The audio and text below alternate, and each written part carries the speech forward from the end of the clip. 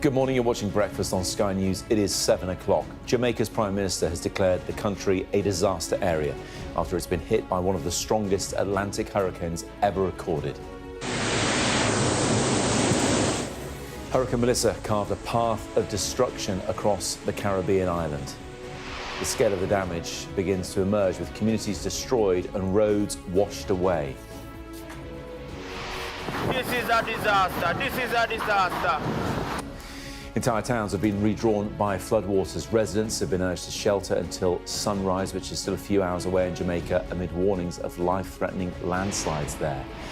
And Cuba is now next in line. Melissa regains strength as it charges across the Caribbean, just 15 miles away from landfall there. Also this morning, the Home Office has confirmed that Kabatu, a sex offender accidentally released from prison last week, has now been deported to Ethiopia.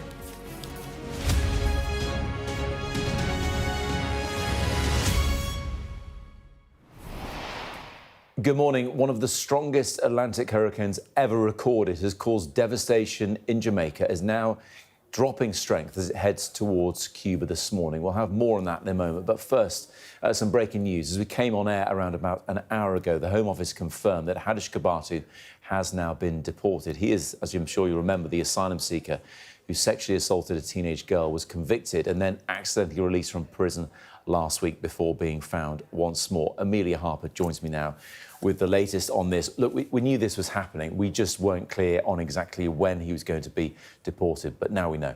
Yeah, the government, as you might expect, had been under huge pressure due to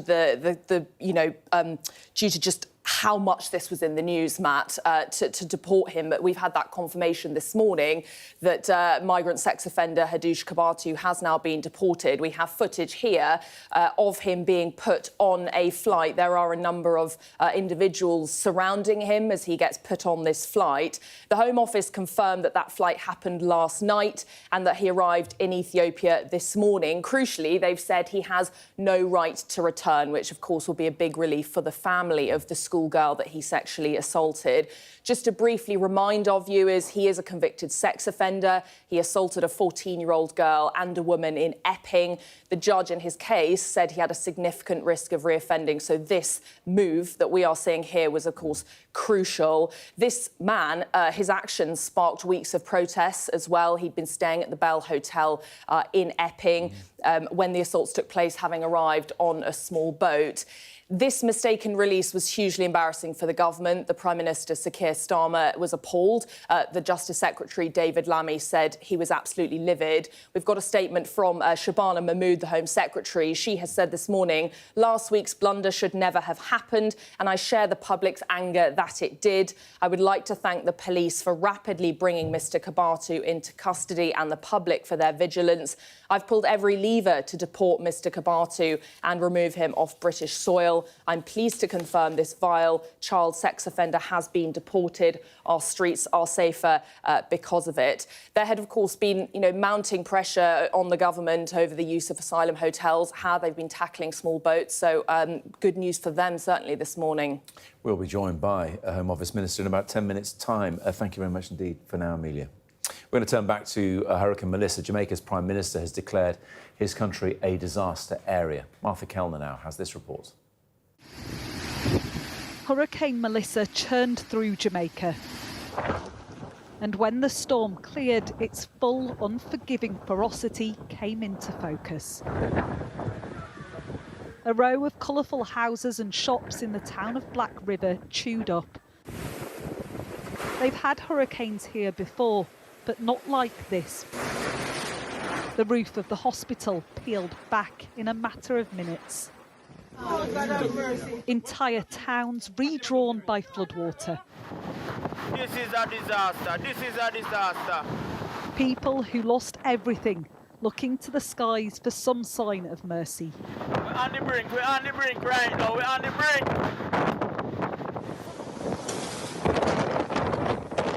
This hurricane is the nightmare scenario authorities had feared. A weather system driven by winds as fast as a race car, moving through as slowly as a cyclist.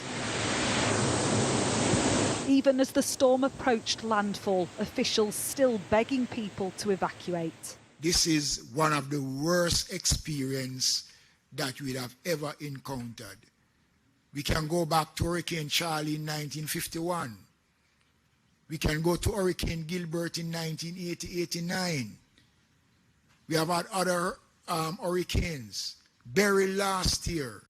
Accelerated by the increasingly warm waters of the Caribbean, Melissa exploded in size and speed. Kuzinka fly. Coastal communities where many homes are wooden shacks stood no chance. Around 25,000 tourists are trapped too in Jamaica's holiday resorts, Chantel among them. I don't know if you can hear our surroundings a little bit here, but it is pounding. Few windows are broken. A lot of water is coming in, so we're just basically pushing that towels and stuff at the doors like that coming in. And the level of noise is ridiculous. Trees have already bended over and flew away, and some of our roof is currently off. The challenge now will be getting people out and aid in. This is one of the country's two major airports. It was a gateway to the beaches of the island's north coast. Tourism driving 1/3 of Jamaica's economy. The recovery will be long and hard. Relief missions are already underway. Miami has a large Jamaican expat population. Volunteers here pack tinned sausages, tomatoes and beans to be flown over. Here, people fear a humanitarian disaster will unfold. Dana was born and grew up on the island. Most of the houses in Jamaica, they're not built properly for hurricanes, so we're worried about the people in Jamaica. As much as Jamaica can get, please send help. Nature conspired to send this perfect storm barrelling through Jamaica. The extent of the damage and the loss of life is still unclear, but scientific understanding of why these monster storms are growing more frequent is crystallising. Martha Kellner, Sky News. Our science correspondent Thomas Moore is here now. And Thomas, things are changing all the time with the movement of Melissa. It was gathering energy again as it got back onto the Caribbean after leaving Jamaica. It's now been downgraded again to Category 3. Explain why. Yes, because its winds have dropped. Hurricanes are really unpredictable. We saw that as it approached Jamaica, that it sped up, then it slowed down, then it moved over to the left and eventually went across land much closer to Montego Bay than had been originally forecast. And it may well happen also that this hurricane is not going to go in that straight line that is forecast at the moment. There will be some meandering, particularly as it approaches the mountainous interior, as that can influence the direction of the core of the storm. But at the moment, it's about 11, 12 miles offshore, already ahead of it. A lot of rain, which is quite intense, and you can see they're flooding already in, I think that is Cuba, and that is going to cause huge problems in the coming hours. We've seen the level of destruction in Jamaica, and the National Hurricane Centre is still saying that this is an extremely dangerous storm, even though it is weaker as it approaches Cuba. Tom will stay there because earlier Kingston resident Kwame McPherson, an author, talked to me, and while the island's capital has escaped the full force of Melissa, he told me it was still pretty traumatising. The level of noise was incredible. I've never heard anything like it before, and to go through that experience is something to remember, you know. But yeah, we're here. I'm here. Yeah, smiling, and funny enough, I just heard music being played outside on the street. So we're back to doing what we always do, you know, to overcome what we've been through. It was traumatizing to hear the wind and the rain. It was, you know, it's constant. It's almost like you had 3 rounds in a boxing match. The first round was just before Melissa actually landed. It was a lot of wind, a lot of rain, and then when Melissa really landed, that's when it actually increased in intensity. And even after she left, there was still elements of how intense the noise and the rain and everything else it was. Kwame there describing the situation really well. 3 rounds of a boxing match.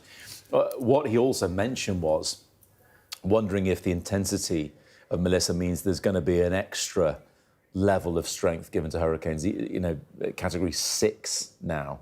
That's being talked about, isn't it? Yes, and that was suggested by one of the scientists we spoke to yesterday, that Category 5 just doesn't do it justice anymore, that the level of intensity we've seen from Melissa, the third strongest Atlantic hurricane on record, perhaps we do need a level 6 now, because we need to bring home the scale of some of these hurricanes, driven by climate change, natural events, but made far worse by that warm water we've been talking about, which is driving those really intense winds. And of course, the air temperature is increasing too with global warming. Yeah. That means it can hold more moisture, and that's all coming down as rain.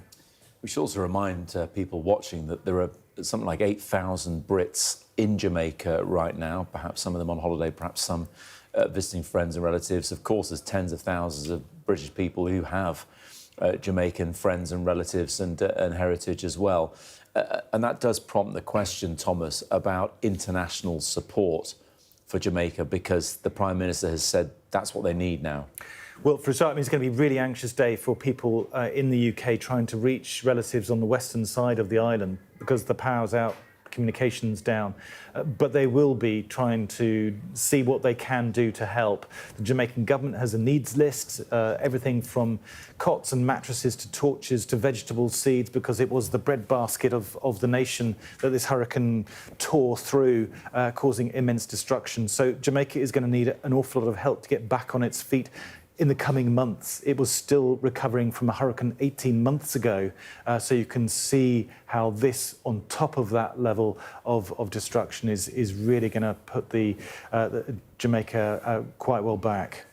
Thomas, stay there, because I'm going to bring in our weather presenter, Joe Wheeler, as well. Morning to you, Joe. Just spell out how unusual Melissa is then. I don't know if you heard Thomas and I discussing the possibility of a Category 6 being brought in for hurricanes as well. But in this sort of scheme of things, certainly in relation to this year's hurricane season, how much of an outlier is this? Well, it's been a very interesting storm for a start. It's been symmetrically perfect. And this is one of the reasons it garnered so much interest. But obviously, a lot of people are storm watching anyway. The centre of the storm dropped to a pressure, I think, of 892 millibars, which pretty much puts it as one of the most intense storms ever. If it went any lower than that, then yes, you could well be looking at a Category 6 hurricane. We've also had very, very strong winds with this, sustained winds of 185 miles per hour, but reported gusts of 220. Heartbreaking pictures on social media. I mean, there have been heartbreaking pictures anyway, but of one farmer who was trying to weight down his fruit trees so they didn't get blown over, sadly without much success. And then, of course, we've seen such a quantity of water coming from this. It's been a very slow-moving storm. And, of course, any time that you get slow-moving rain, you get significant rainfall. And in some places, that's going to be up to around 40 inches. Now, of course, the worst of the storm really stayed to the west of the island, but that didn't mean that, other parts weren't affected. And as it's gone over the mountainous terrain, it should have weakened. It did. And it left Jamaica's shores just to re-intensify again. A lot of lightning around the western side of the eye wall, which indicates an intensifying storm. And now, of course, it's heading off towards Cuba as well. Unusually, through 2025, a lot of the storms that have formed in the Atlantic have taken that right turn. And so watching very carefully where Melissa is going now, because Cuba, again, is likely to see distressing amounts of water and some very, very strong winds. We saw yesterday, Joe, those incredibly experienced pilots, the hurricane hunters, flying into the eye of the storm, which in itself is not unusual. We know that they do that to measure the wind speeds. However, what was unusual is that they had to abort one of those flights. Yes, absolutely. I understand that they suddenly had to gain about 1,000 feet and then very quickly after dropped almost as fast. Basically, when you fly into a storm, there is only so much pressure that the plane itself can take, and they realised they were close to those critical levels and had to abort the mission and return back. Now, that's the first time I've ever heard of the hurricane hunters having to do that. I mean, it's probably a job for the brave before you start, not something I particularly enjoy, but fascinating nonetheless. And I think for them, that was probably the first time that's ever happened.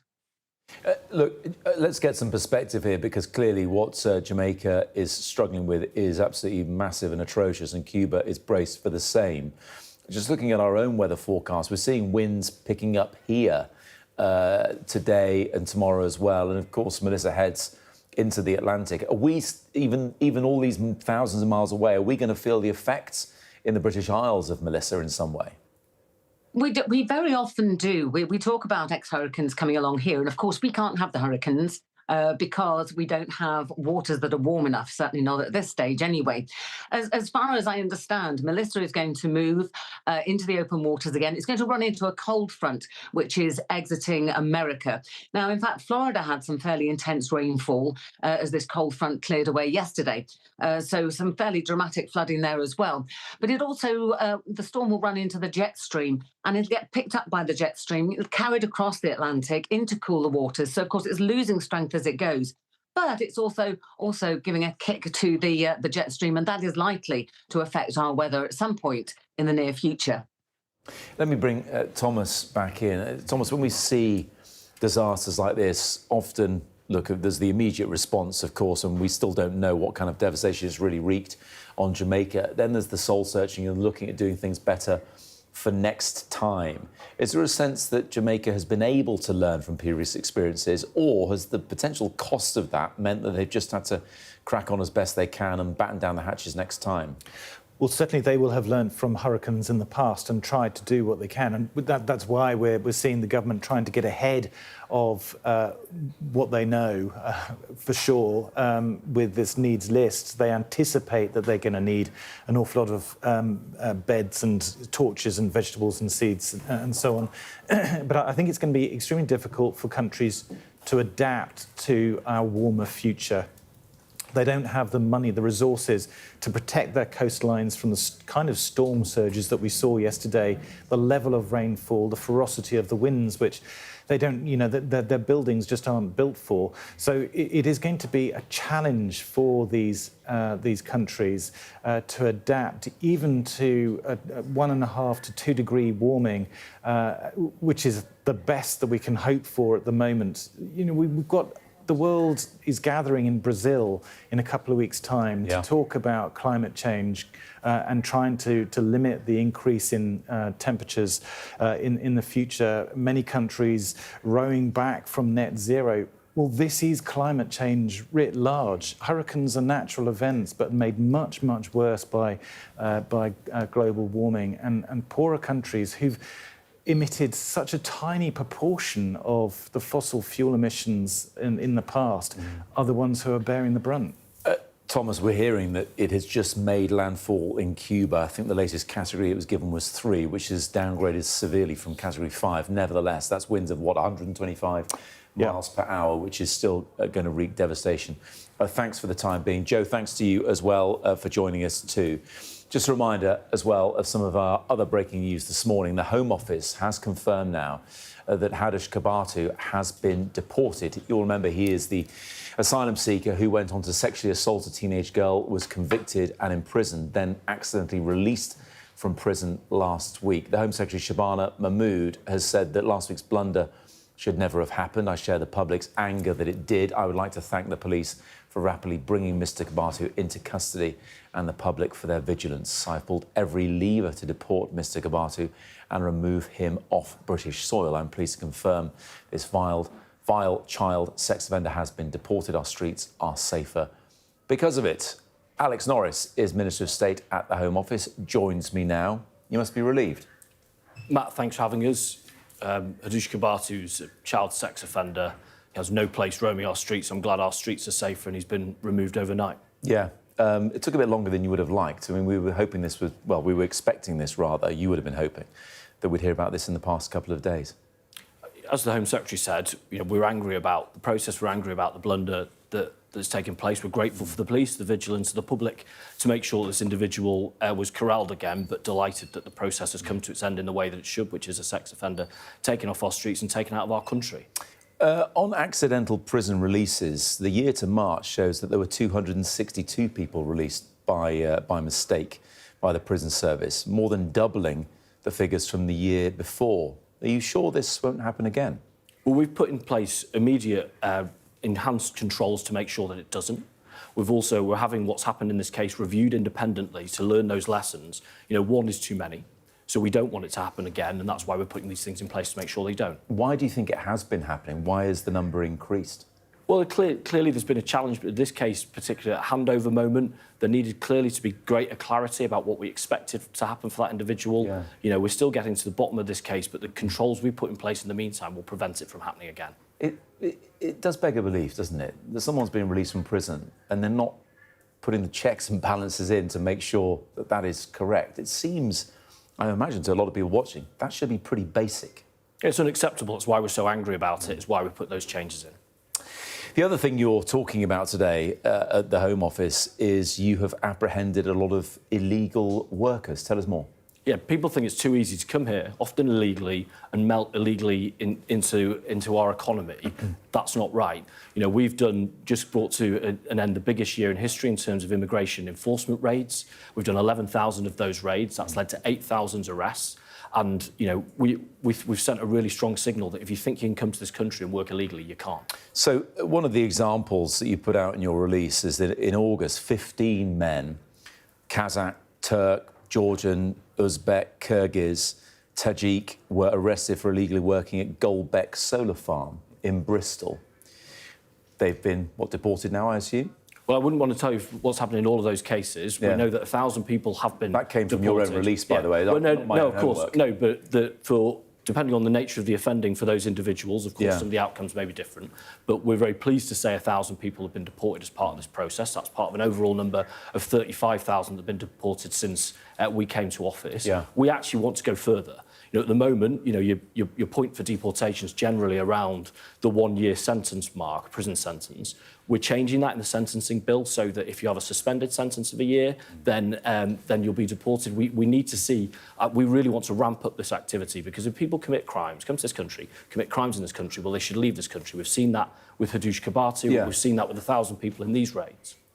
Coming back to this example of Goldbeck Solar Farm, the example that your team put out, if you look at Goldbeck's website themselves, this solar farm, they say we do not tolerate any form of illegal employment and undeclared work. We pledge ourselves and our business partners to observe the legal regulations to employ our own employees and those of others. Well, clearly, by their own standards, that hasn't happened in this case that you have told us about. It's one thing dealing with the people who are working illegally. What happens to the people who are employing them illegally? And Matt, this is really crucial, because businesses that employ illegal labour undercut good British businesses that are doing things the right way. They're breaking the law. They're breaking the law and they're undercutting their competitors. That's not right. At the moment, there are right-to-work checks in law that mean they have to, you know, check the identification. The reality is there are loopholes in them that mean that that's not working properly. So we're closing that loophole through legislation that's in front of Parliament at the moment, being slowed down by the Tories and Reform, by the way, that to make those checks more stringent and to say that if they break that law, they will be subject to 5 years in prison. They'll be subject to unlimited fines. This isn't good enough and has to change. Are you pursuing business bosses then, as well as pursuing the illegal workers? Absolutely. As I say, those penalties are significant ones. We're saying don't price this in as just the cost of doing business and maybe it's worth it and you'll get a fine and, you know, price that into the money you've saved. We're putting on the face of legislation 5-year penalties in prison. So we cannot have businesses do this. That's what the whole, you know, organised trade preys off this, and that's why we're changing it. This is also going to lead to that discussion around digital ID or ID cards, perhaps, as well. The Prime Minister's talked about wanting to bring that in. It's something that Labour governments previously tried and didn't end up bringing in. Do you think that's more likely the case now? Well, we've made the commitment. You've seen the commitment the Prime Minister's made that we're going to bring this in by the end of this Parliament. In the meantime, because we can't wait for that, you know, that is a really good underpinning of a system to make sure that that check, that this person has a right to work, is a really good one. But in the meantime, we have Home Office systems in place. Employers must use them. And for those employers who think that they are out with it and can use that loophole, we're closing that loophole too. They must use those checks. When it comes to digital ID, people who are obeying the law, getting on with their lives, working where they should, is it not an infringement on their civil liberties? They feel like they're being spied upon by Big Brother. Well, that isn't the purpose. The purpose will be very easy. You can understand how some people would respond in that way. And, you know, I've heard, whether it's from my own constituents or in the public conversation more generally, some of the concerns people have. That's why we're consulting on it, to get it right. But at its fundamental, people who are working in our economy must have the right to do so. How is life in the Home Office right now? I mean, your boss, Shabana Mahmood, says it's still riven with problems, including holding on to staff, which I suspect is not what you need unless you're making cuts to the civil service, and dealing with contracts as well. We heard yesterday that a contract has been put out to tender for asylum accommodation that goes way beyond the end of this Parliament. In fact, it's a contract that could run until 2039. Is that correct? Because as far as we understood it, you want to end asylum hotels by the end of this Parliament in 2029. Well, Matt, can be very clear, we're closing every single hotel in this Parliament. We've made that commitment, and that's what we're going to do. So where's that contract come from then, so if it's being put out to tender? But the type of accommodation that we procure isn't just hotel accommodation. Sometimes it's accommodation in the community. The reality is we want the smallest possible population of folks housed that need that support, because we do have an obligation in law to prevent destitution. So whether that's by processing people's claims more quickly, removing them if they don't have a good claim, or getting them on with their life if they do have an asylum claim. So, but that starts with shutting those hotels, because we know that communities up and down the country want to see that. You'll be well aware that earlier in the week, the Home Affairs Select Committee put out a report criticising the Home Office, both under Labour and under the Conservatives previously as well, for not making sure these contracts and these contractors are held to account. There was millions of pounds left on the table that could have been recouped by the Home Office. Have you got that money back yet? We are recouping money from those contracts. These are contracts signed 2019, very many years before we took office. We're trying to get the best out of them. We are working Were they badly written, these contracts? Were they? Well, I think they were written for a different time. I think if I was being really kind, this was, of course, a government, the previous government, that totally lost control over the immigration system. This is another aspect of that. So we are working within the bounds of those contracts to recoup money for the British taxpayer. But nevertheless, happy ship at the Home Office, or work to do? Of course there's work to do.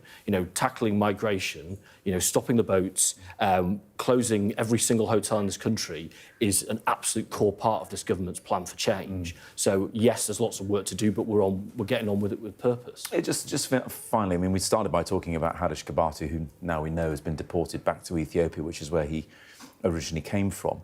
What happened to that individual who was part of the one-in, one-out pilot scheme, who went back to France and came back again? Has he now been deported, or is he still here? Well, he's wasting a lot of his own time. So he's come through, he was detected immediately at the front door, he is detained, and he will be removed from this country. He hasn't gone yet, but he will be removed. He's still here? Yes, but he will be removed. When will he go? Well, I wouldn't want to give a specific timeline, but we will be removing him as soon as possible. He has wasted his time coming back over. Yeah, it wasted a lot of your time and your resources, and rather shown that this pilot scheme perhaps isn't fit for purpose. No, not at all, Matt. The reality is people are always going to test your front door, test your boundaries. This person's done that, totally wasted their time in doing so. Others who will look at that, whether in France, whether further away, and think, hey, maybe I can just keep trying till I get in, not going to work. OK. Alex Norris, thank you very much indeed. Thanks for having me. Still to come here on Breakfast, we'll have the latest on Hurricane Melissa as it now makes landfall in Cuba.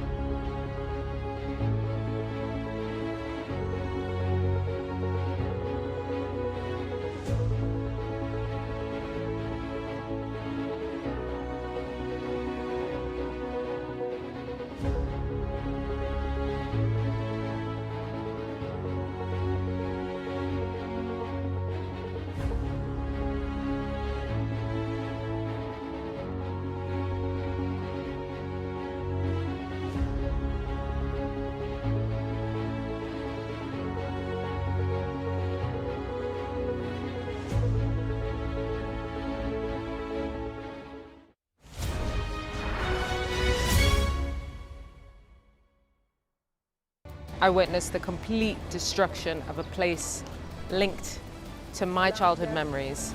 This is insane. I'm Yusra Al-Bagher, Sky's Africa correspondent based in Johannesburg, South Africa. I felt awe when we saw the mountain gorillas in Rwanda.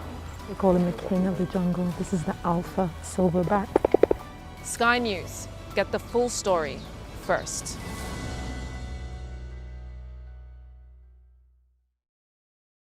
I'm Dominic Waghorn, Sky's International Affairs Editor, covering a world that seems to be unravelling. It's not his country, it's ours. Sky News, the full story first, free wherever you get your news. It's half an hour now past the deadline that Hamas issued, and we've now seen a third barrage of rockets coming in.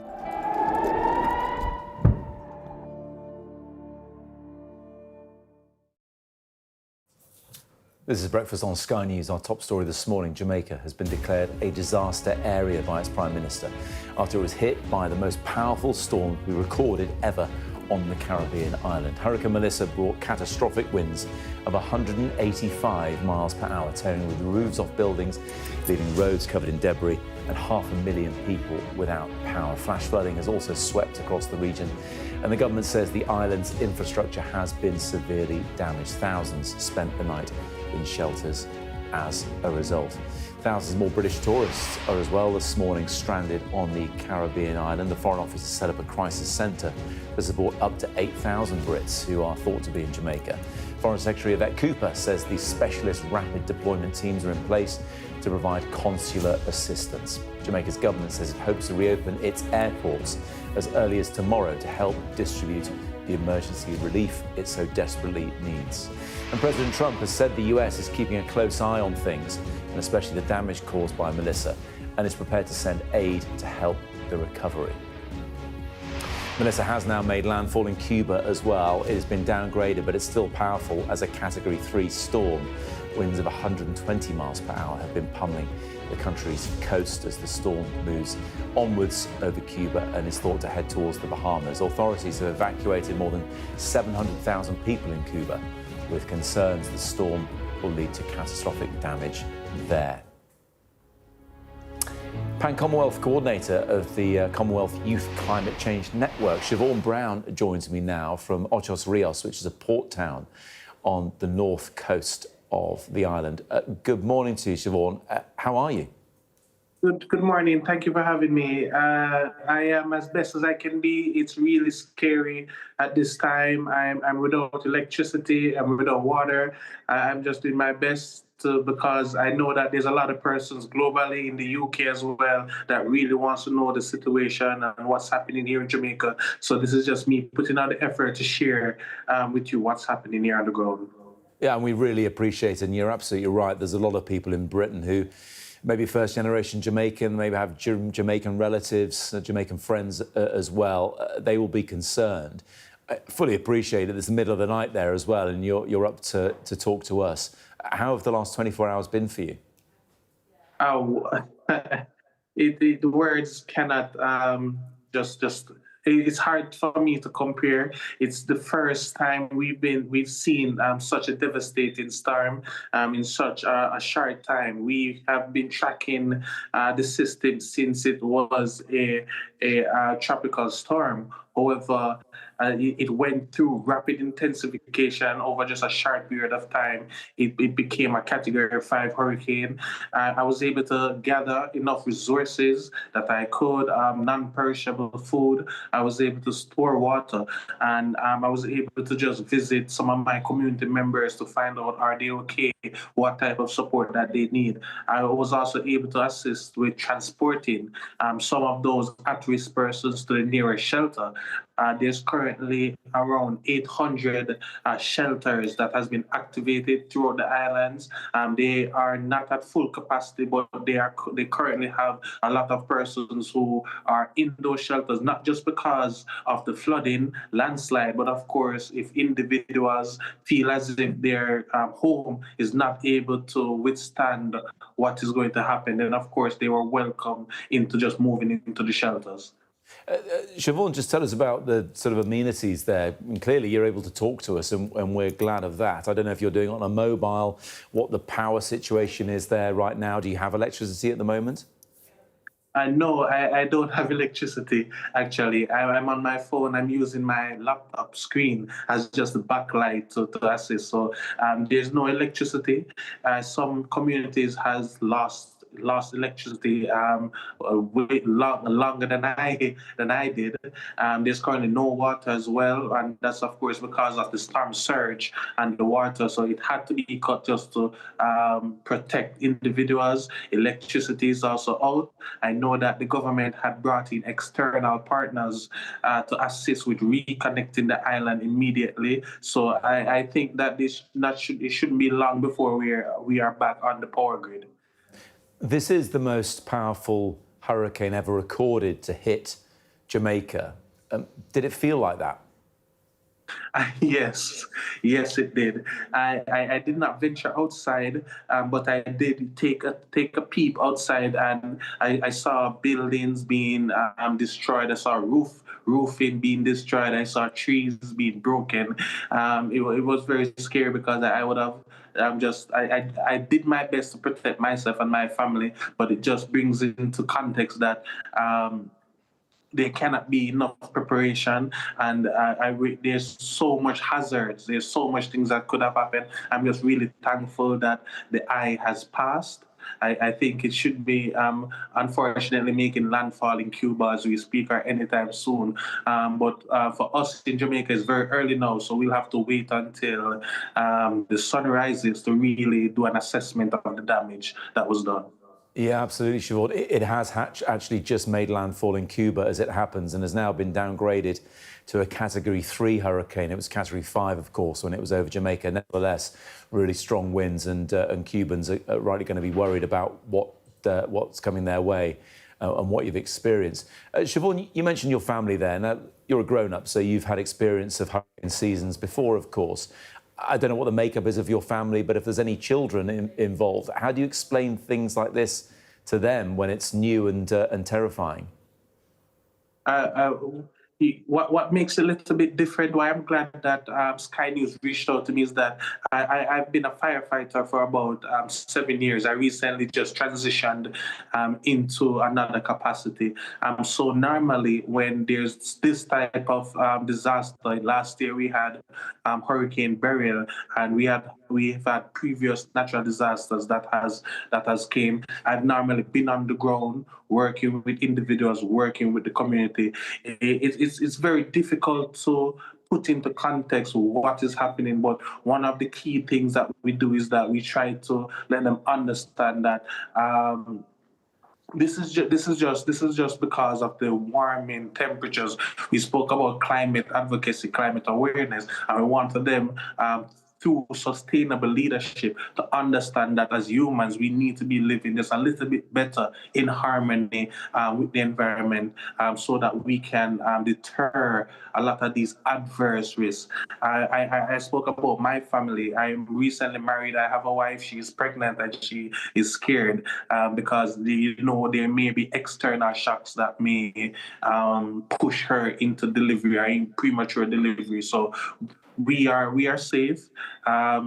Our community is safe because Jamaica, we have that type of community support, if you understand. We look out for each other as best as we can. We speak to each other as best as we can. As I said, just yesterday when we were preparing for landfall, we ventured into the community and spoke with persons and found out what type of support that they need. So just bringing it back into context to the younger persons, we just want them to understand that through sustainable management of our environment, we are able to just mitigate on these risks, as well as we want for them to know that the Prime Minister of Jamaica spoke that there's not any infrastructure in the region that can manage this type of system, but we want for them to know that we are doing our best. You can do your best. Let's talk about that resilient infrastructure. Yes, well, Siobhan, anybody who's been a new parent or looking forward to a pregnancy, or having a baby, will empathise with your situation and certainly will feel for your your wife right now. Look, just to finish off, look, I know it's early days and you're waiting for daylight to come and to look at what the scene is outside.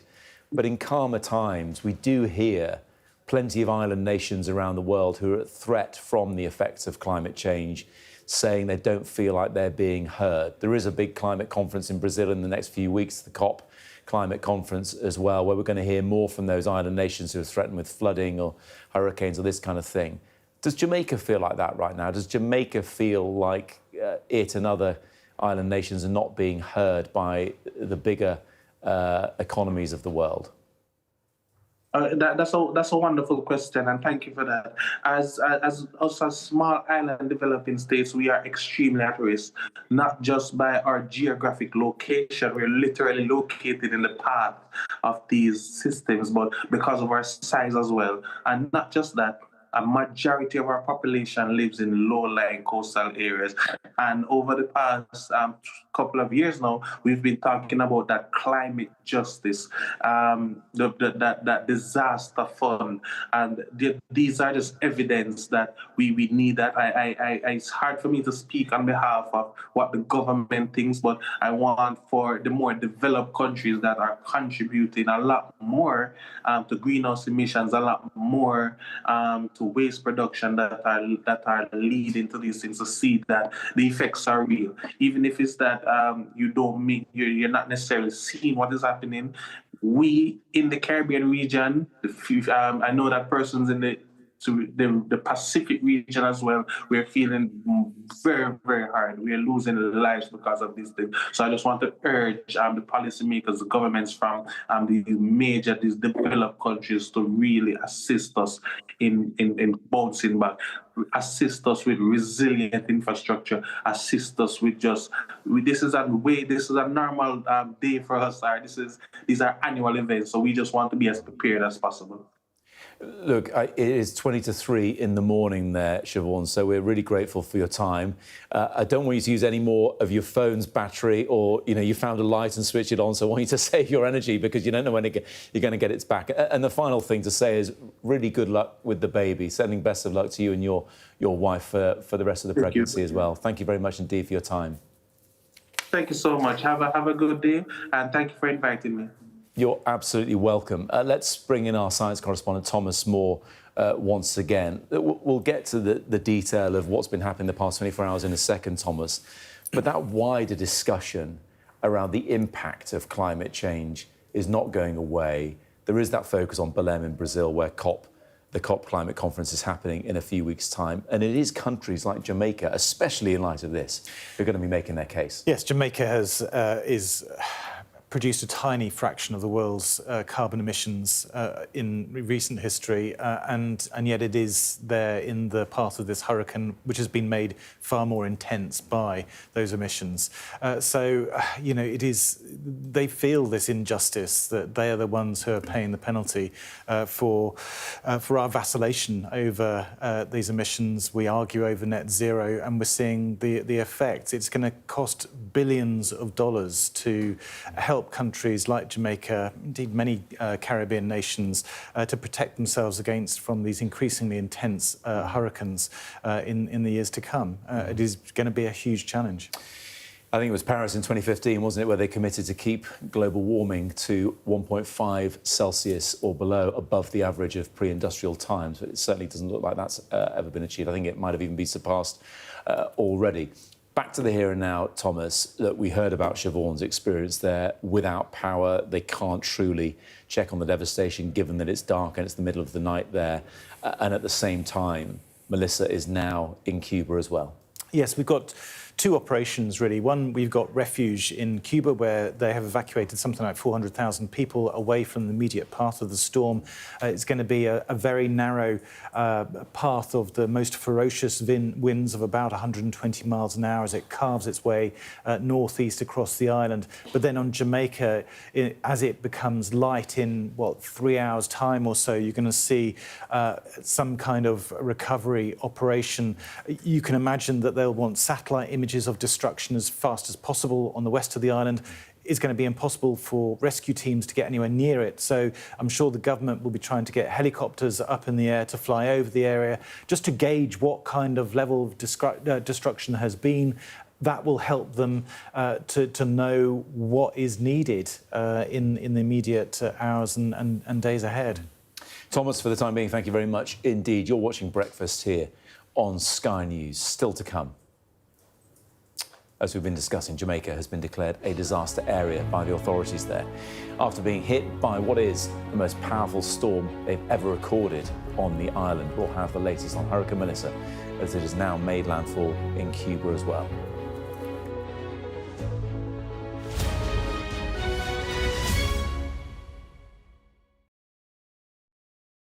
First Minister, how are you? Good morning. Good morning. Nice to see you. How are you feeling?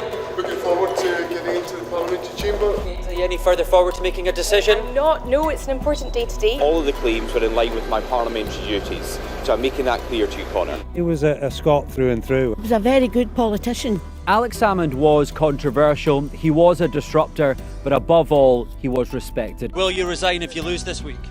Again, I'm not planning to, of course, lose the vote of no confidence. I'm planning to win that vote of no confidence. His face said it all. My intention to stand down as party leader. This is now a storm with deadly consequences. How are they feeling? They're a bit scared at the minute. We've been told to evacuate.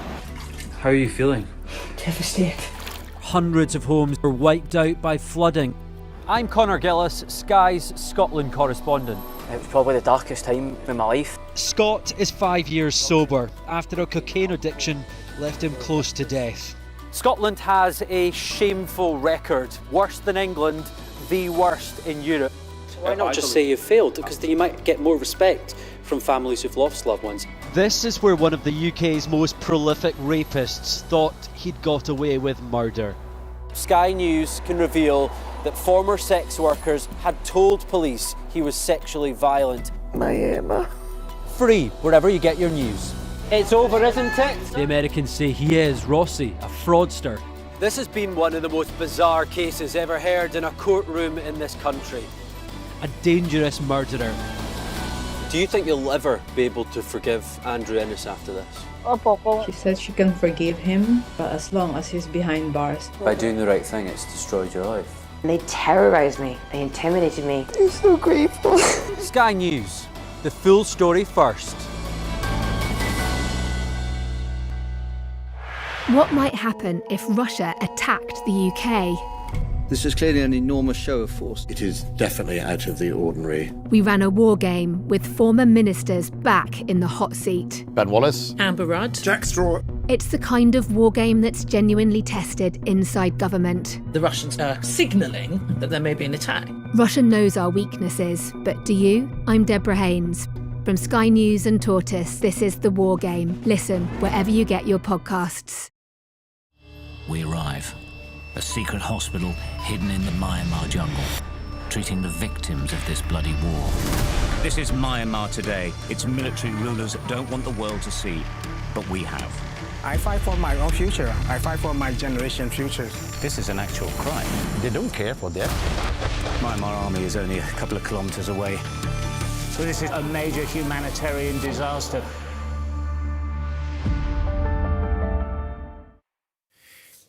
We're going to turn to another important story that has developed this morning. Overnight strikes in Gaza have killed at least 60 people, local hospital officials say.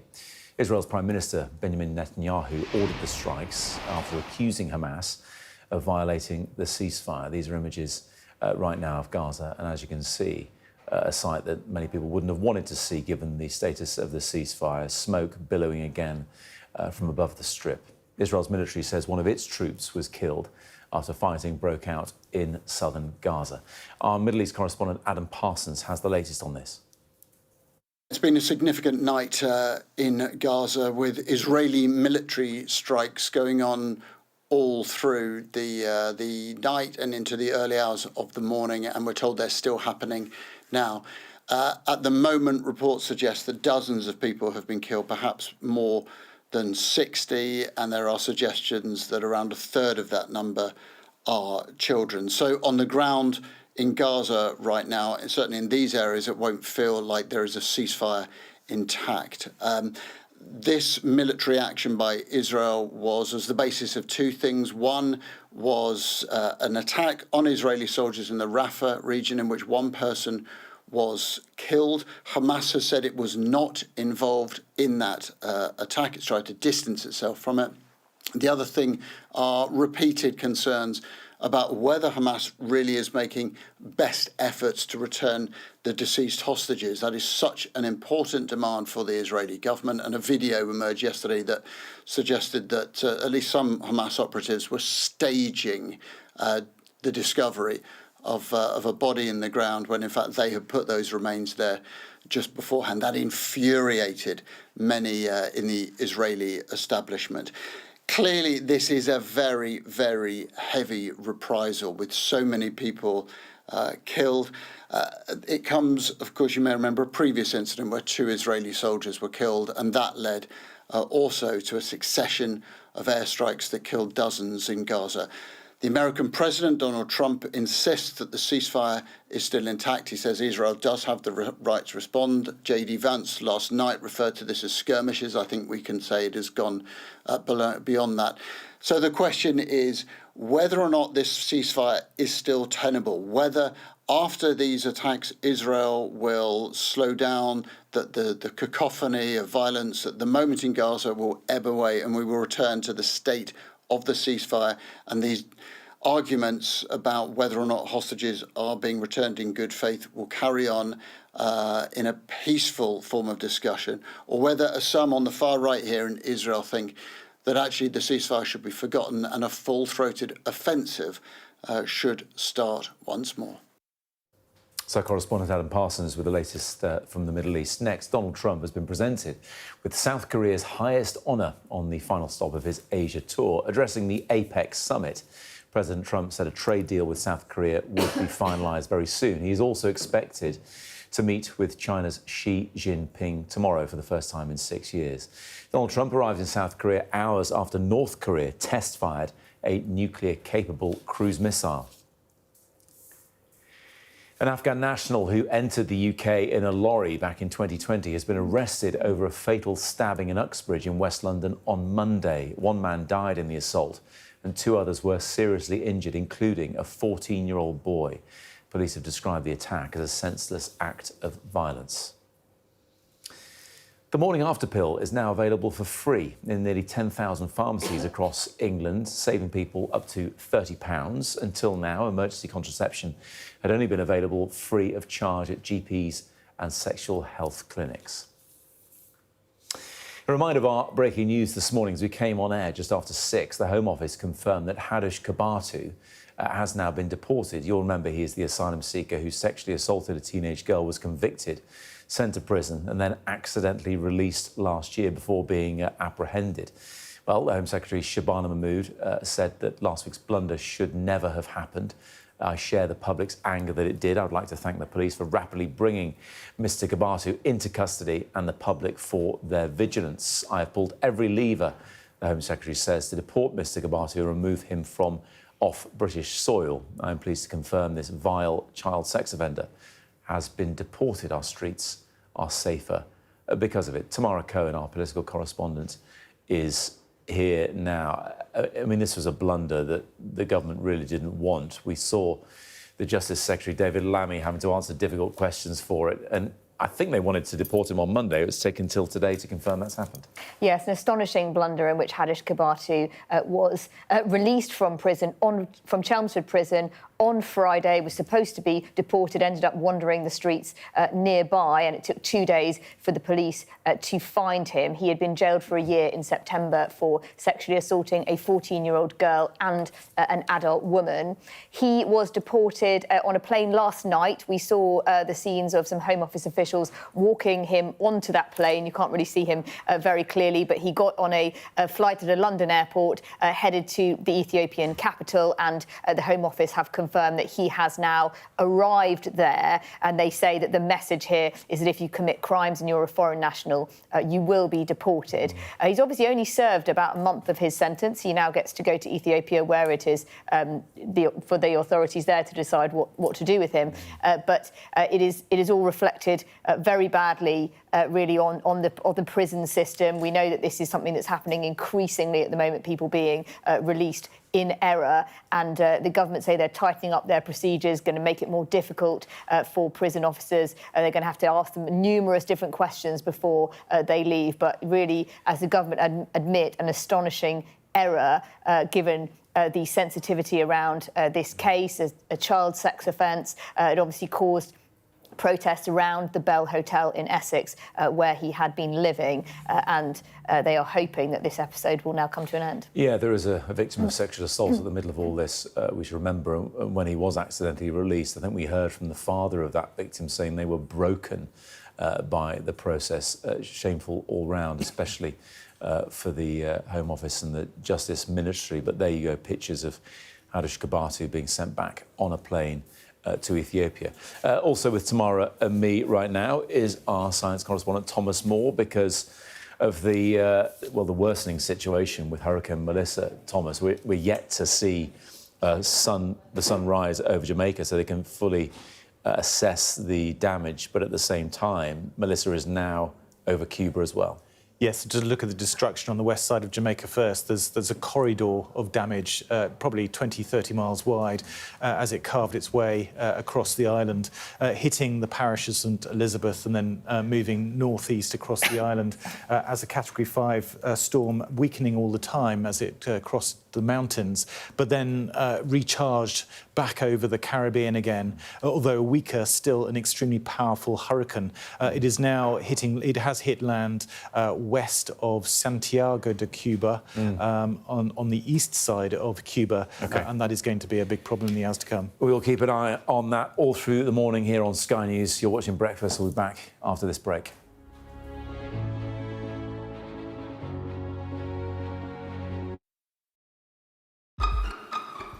We've got your Sunday mornings covered. From the front page and the sounds of the streets to the voices of the people who make the major calls and big picture politics beyond Westminster. We'll put you at the heart of our story. I'm ready. Are you? Join me, Trevor Phillips, Sunday mornings on Sky News.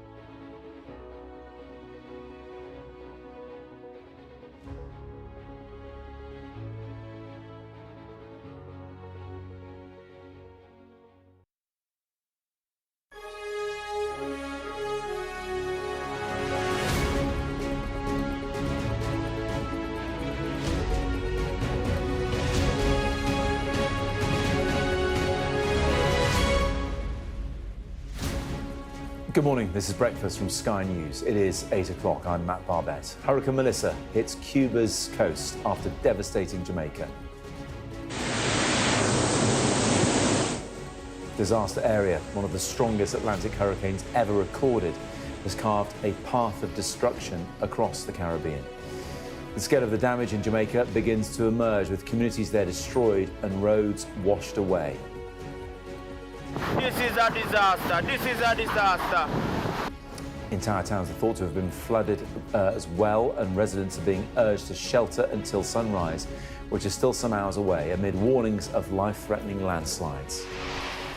Also ahead, the Home Office has confirmed this morning that Hadish Kabatu, the sex offender accidentally released from prison last week, has now been deported to Ethiopia.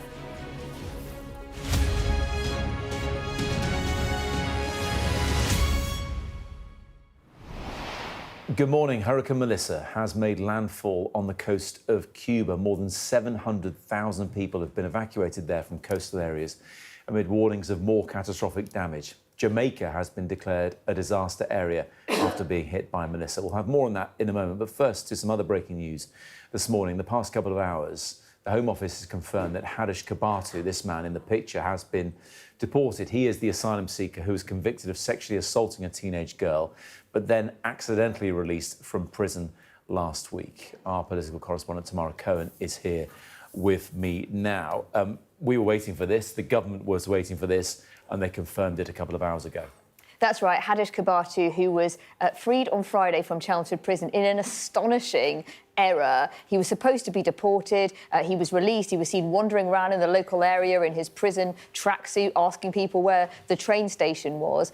There was a 2-day manhunt for him. He was finally rearrested, and then it's been confirmed by the Home Office that he is now back in Ethiopia. He boarded a flight at a London airport last night, bound for the Ethiopian capital. The Home Office, you can see him actually walking up, the Home Office officials escorting him there onto that plane in the late hours yesterday. Home Office Minister Alex Norris said they were pleased with this outcome. This is what he told us this morning.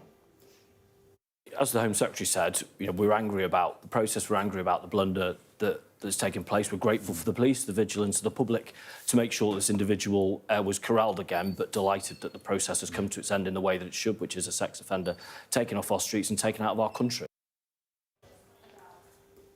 So they are pleased that he's been deported and thank the police for their quick work there.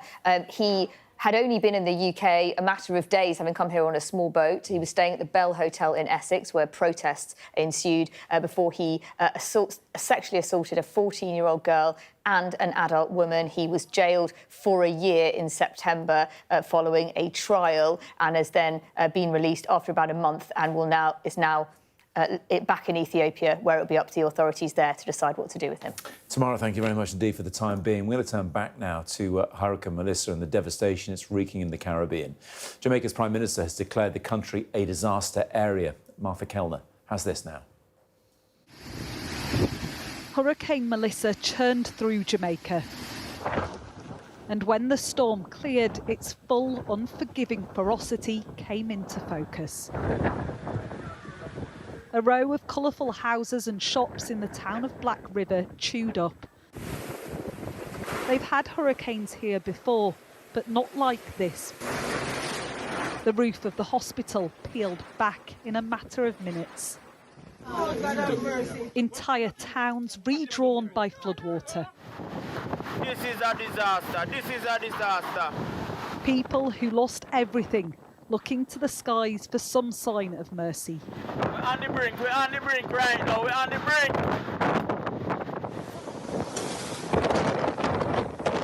This hurricane is the nightmare scenario authorities had feared. A weather system driven by winds as fast as a race car, moving through as slowly as a cyclist. Even as the storm approached landfall, officials still begging people to evacuate. This is one of the worst experiences that we'd have ever encountered. We can go back to Hurricane Charlie in 1951. We can go to Hurricane Gilbert in 1980-89. We have had other hurricanes. Beryl last year. Accelerated by the increasingly warm waters of the Caribbean, Melissa exploded in size and speed. Fly. Coastal communities where many homes are wooden shacks stood no chance. Around 25,000 tourists are trapped too in Jamaica's holiday resorts, Chantel among them. I don't know if you can hear our surroundings a little bit here, but it is pounding. Few windows are broken. A lot of water is coming in, so we're just basically pushing that towels and stuff at the doors like that coming in. And the level of noise is ridiculous. Trees have already bended over and flew away, and some of our roof is currently off. The challenge now will be getting people out and aid in. This is one of the country's 2 major airports. It was a gateway to the beaches of the island's north coast. Tourism driving 1/3 of Jamaica's economy. The recovery will be long and hard. Relief missions are already underway. Miami has a large Jamaican expat population. Volunteers here pack tinned sausages, tomatoes and beans to be flown over. Here, people fear a humanitarian disaster will unfold. Dana was born and grew up on the island. Most of the houses in Jamaica, they're not built properly for hurricanes, so we're worried about the people in Jamaica. As much as Jamaica can get, please send help. Nature conspired to send this perfect storm barrelling through Jamaica. The extent of the damage and the loss of life is still unclear, but scientific understanding of why these monster storms are growing more frequent is crystallising. Martha Kellner, Sky News. Those pictures really are incredible to see, aren't they? Our science correspondent Thomas Moore is here now. Martha called it the perfect storm, and in terms of the devastation it's wreaked, it really has been worse perhaps than expected in some ways. What is the latest? Well, yes, it's the combined effects of the storm surge, the intense winds, and of course that torrential rain, which Jamaica is really trying to deal with now. And there's this corridor of destruction on the west side of the island, which is causing huge problems because they can't get in there at the moment. It's dark, of course, but even with daylight, it will take a while for them to get the flights over to assess the damage. The Prime Minister of Jamaica, Andrew Holness, has said that I know many, especially those in the worst affected parishes, are feeling disheartened. Your homes may have been damaged or destroyed and your communities and towns no longer look the same.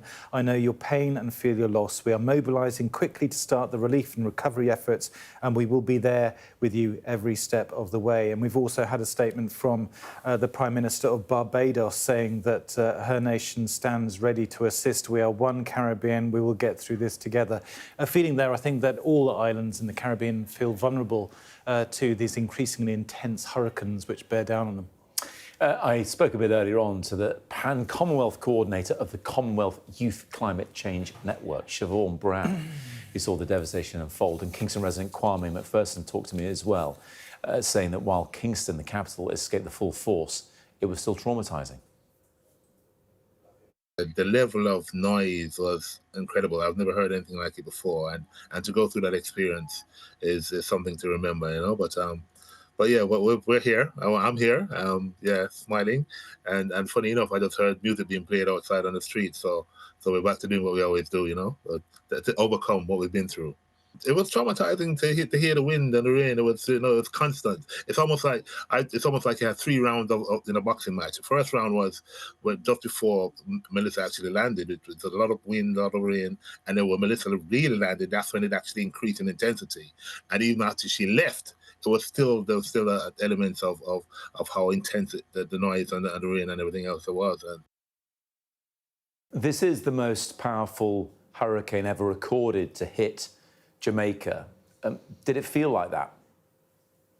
Yes, it did. I did not venture outside, but I did take a peep outside, and I saw buildings being destroyed. I saw roofing being destroyed. I saw trees being broken. It was very scary because I would have I did my best to protect myself and my family. That was Siobhan and earlier Kwame talking to me a bit earlier on. You have to just say they've got incredible fortitude and a ready smile despite the situation. These are pictures from Cuba, by the way, where Melissa has now made landfall. And I mean, Cuba is a poorer country than Jamaica. There's no doubting that. So you'd expect that the devastation there would potentially be worse. But you can see it's not just the wind speed, the rain. It is the storm surges as well that push those seas and rivers higher, swamping homes and businesses as well. We're going to bring in our weather presenter, Joe Wheeler, right now. Joe, I just went talking to Kwame and Siobhan a bit earlier on, just sort of remarkable how calm they are. I guess on this side of the Atlantic, we can't really get our heads around dealing with hurricanes, even though they deal with them year in, year out at hurricane season, don't they? Yes, they do, but obviously not always on this scale. And occasionally the most dangerous thing about a hurricane is not what happens as it moves through. You can survive that bit, hopefully, but also the devastation that it leaves behind. You've got roads that have been turned into rivers, massive amounts of flooding, also warnings that alligators may have been displaced from where they usually reside to be out in the open water. You could encounter them anywhere. There's loss of power, there's loss of internet. Obviously, sanitation is compromised and a lot of water pollution as well. So really, it's during these days and weeks where the cleanup operation takes place that Jamaica remains at risk. And now, of course, as you say, the storm has moved on to Cuba as a slightly weaker feature. It's now got winds of around 120 miles per hour, which sounds a lot better than 185. But remember, we've virtually never seen winds like that here at all, not ever. Also, the centre of the storm has filled a little bit. It's gone from 892 to 952. So it is weakening. I think it's actually made landfall over Cuba as a Category 3 hurricane. So a little less bad, but still not good. And as you mentioned, those storm surges, both for Jamaica and for Cuba, likely to cause problems. Thomas is still here. And Thomas, of course, human life is of paramount importance here. Excuse me, Jamaica's Prime Minister says that they don't know yet, but they're fully expecting, sadly, people to have lost their lives. Nevertheless, as Joe pointed out there, it's wreaking havoc both with nature and in Jamaica with agriculture as well. Yes, this was the breadbasket of Jamaica, the western side of the country, and there will be huge destruction to the crops that were there, the fruit trees and so on. And the government has appealed indeed for seeds as part of its recovery plan. It's the kind of... It's a long way back from this. You know, they were still recovering from a hurricane 18 months ago, weren't back to normal yet, and yet now they're being pummeled by one that's even more intense, causing yet more destruction. So this is going to be a massive challenge to the economy, which is so dependent on tourism as well. This was just so close to Montego Bay, one of the country's best-known resort towns. So it's going to take a lot to get back on its feet. Joe, back to you. Jamaica is an island nation. Cuba is as well. Excuse me. And it is these countries in particular that point to the imminent threat from the result as a result of climate change and warming seas. People living in low-lying coastal areas will be testament to that. Well, agreed, yes. I did mention a little bit earlier on that prophesied for the 2025 hurricane season, 15 storms were expected, 7 hurricanes. In fact, it's been fewer than that. We've seen 7 storms and 5 hurricanes. But of course, those hurricanes depend on the intensity. No hurricane is small, but obviously a Category 5 is worse than a Category 1. And if we're looking at a Category 6, then we're looking at a whole new area and level of devastation. Yeah, just on that, I mean, that is being discussed now, Joe. Winds in Jamaica when it was at its most powerful of 185 miles per hour. I mean, look, you've worked in meteorology for a long time. Was the idea of a Category 6 hurricane ever mooted before? Not that I know of, no. Of course, that 185 miles per hour quoted were sustained winds, not wind gusts. Reported wind gusts reached 220 miles per hour. Now, as many things meteorological, when it comes to verifying them, you go back after the event. When we talk about top temperatures in this country through the summer, somebody has to go out and verify that temperature was measured correctly and that the instrumentation was working as it should. Now, of course, when you've got winds of 220 miles per hour, the chances of that equipment having survived to actually verify that kind of wind gust is quite unlikely. Joe, really appreciate you joining us. Thomas, thanks to you as well. I'm sure we'll speak later on in the morning.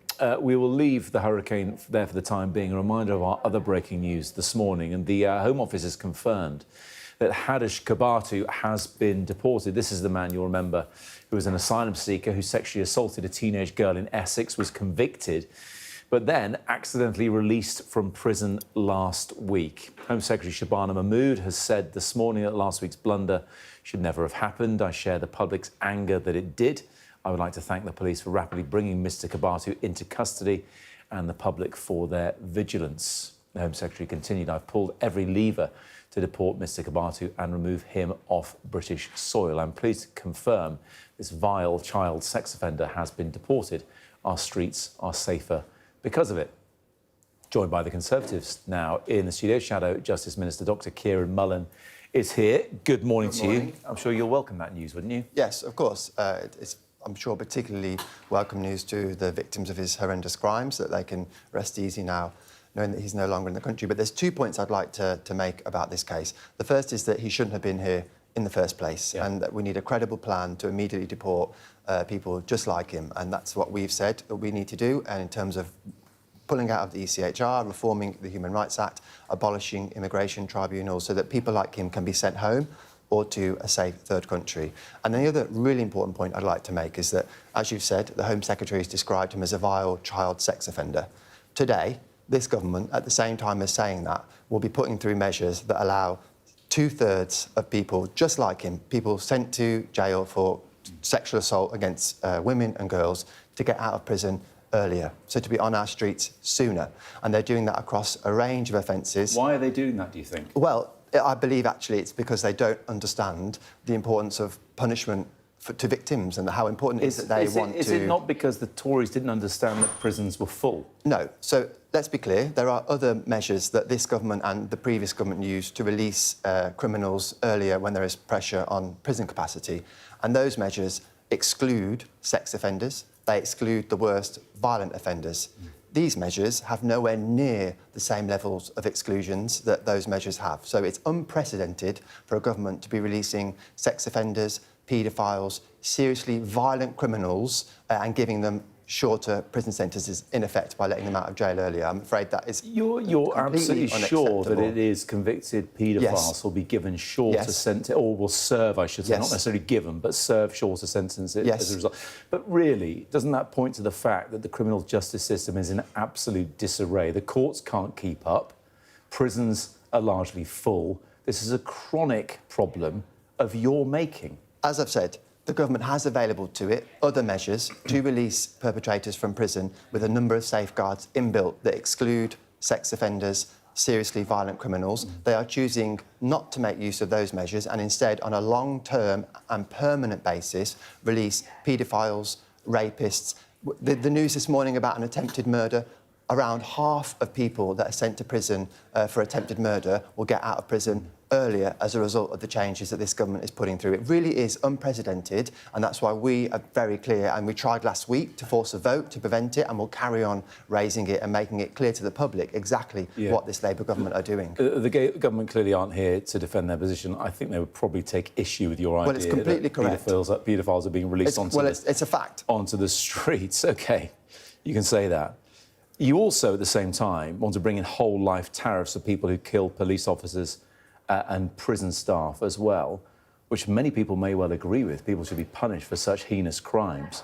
Where are you going to put them, though? Because I come back to this point that prisons are full. Yeah, if I can just clarify, there is already a measure that we brought in government. Do you want to get that along? My watch. That's all right, it happens. In government, that... sorry, I'm going to chuck it out of the way.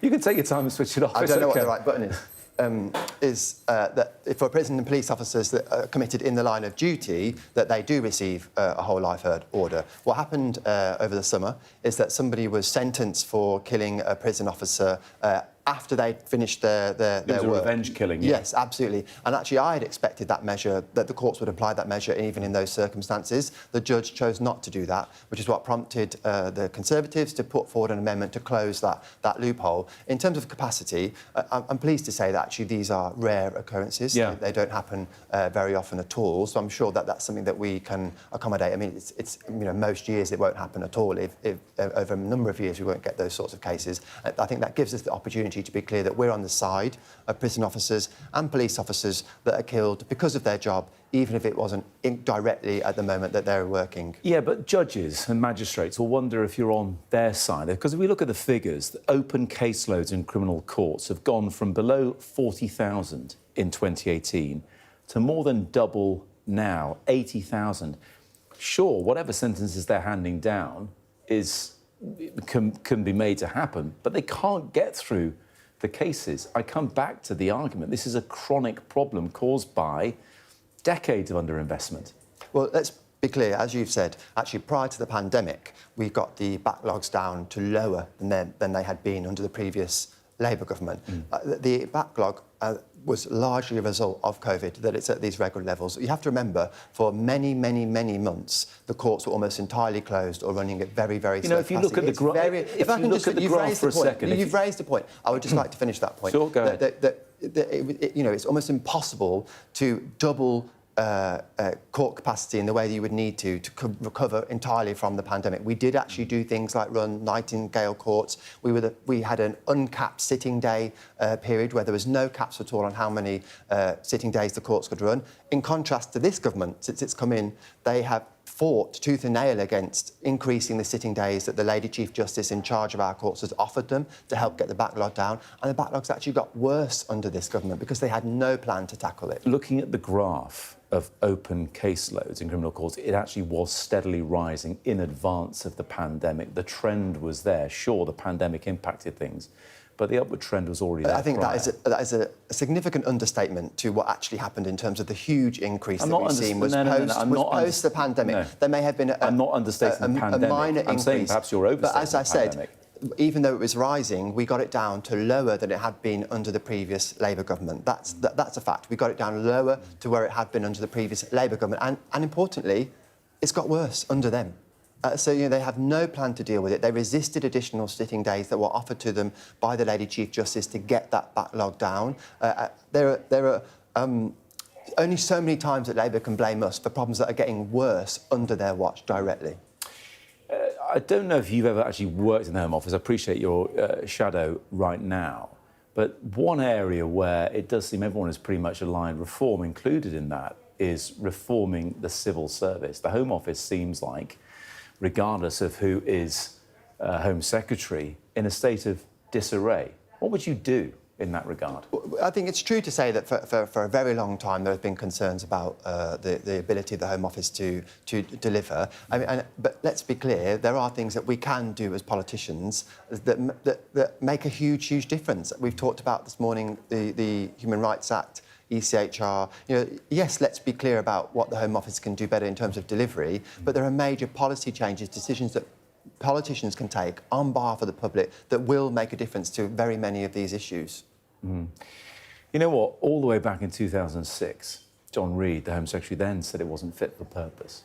I mean, nearly 20 years ago now. Why has it been allowed to just continue to not be fit for purpose? Well, I have to say, I've never been a minister. I was a backbencher in the time that we were in government But last. you'd like to be in there, wouldn't you, working? I'm in the Justice rather than the Home Office department, so I'm not the best person to know exactly how it is that civil servants are able to obstruct and make life difficult for politicians or fail to deliver. The things that I have heard speaking to ministers is that there isn't necessarily the focus on performance and promotion for those that are delivering, that there is a real challenge when it comes to discipline and performance management in the civil service, I'm told by people that work in that department. But again, I think at the same time, when you have a minister with a clear plan, which this government just does not have across so many different issues, a clear plan, a determination to deliver it, I think you can still get things done. The problem with this government is that it came in, whether it's in the law and order sector, whether it's in housing, whether it's in the economy, across the board. They never had a plan in the first Well, place. they're actually deporting something like 8,000 illegal workers here. They're getting a grip on that. Well, maybe one area in which they perhaps have delivered. I'm afraid across the board. So credit where credit's due is what you're saying. I would always welcome action that's positive, and most governments are able to deliver something positive, thank goodness. But across the board, look at the economy. They inherited a situation that across the board they have made worse. Unemployment is up.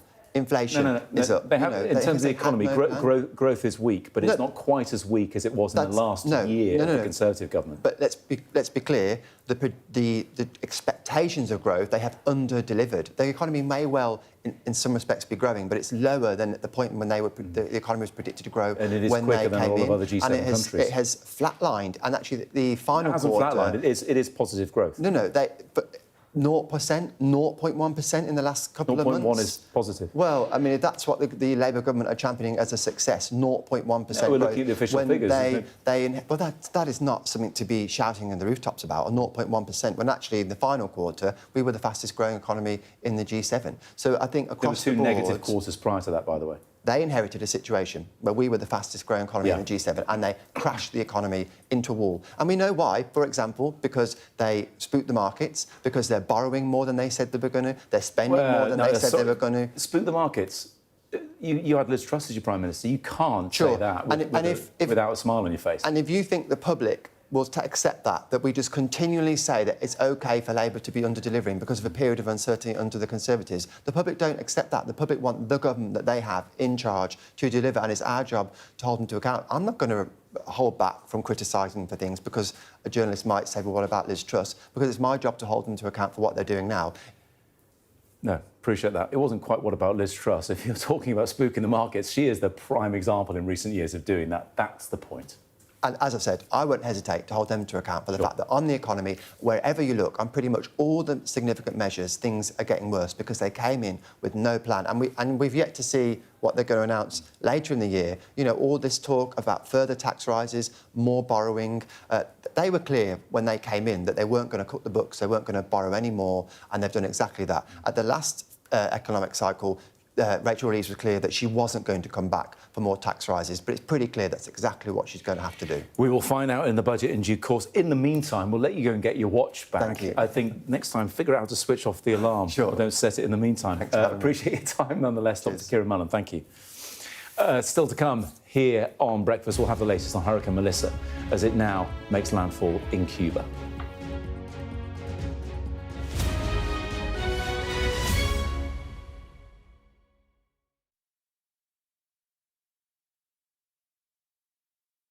People want intelligent news, but it can be done in a less buttoned-up way. Have a conversation in the same way that people do at home. Sophie is the best in the business. If politicians are not answering the question, I'm not going to let them get away with that. This is my interview. Look, this is ridiculous.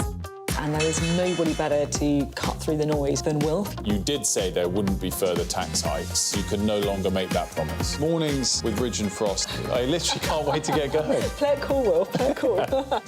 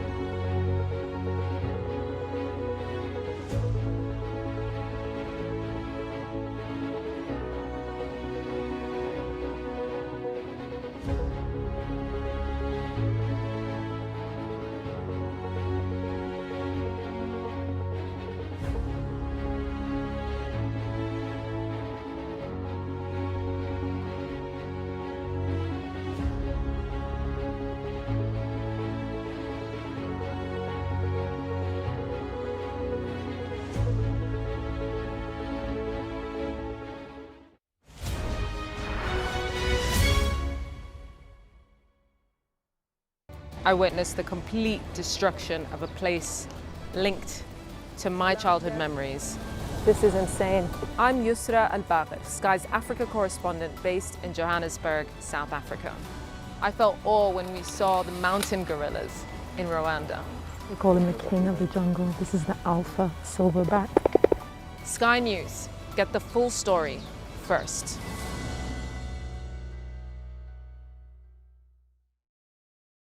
I'm Dominic Waghorn, Sky's International Affairs Editor, covering a world that seems to be unravelling. It's not his country, it's ours. Sky News, the full story first, free wherever you get your news. It's half an hour now past the deadline that Hamas issued, and we've now seen a third barrage of rockets coming in.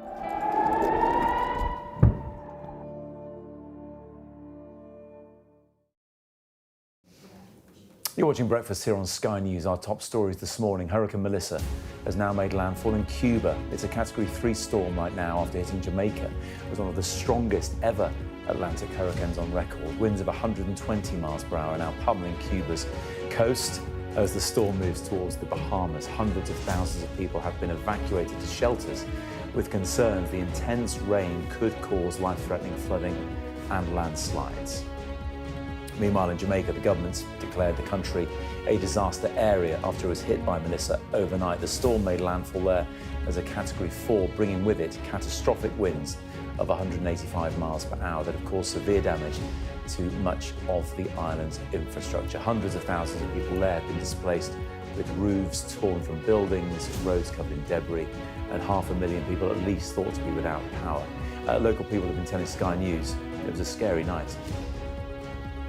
This is the most powerful hurricane ever recorded to hit Jamaica. Did it feel like that?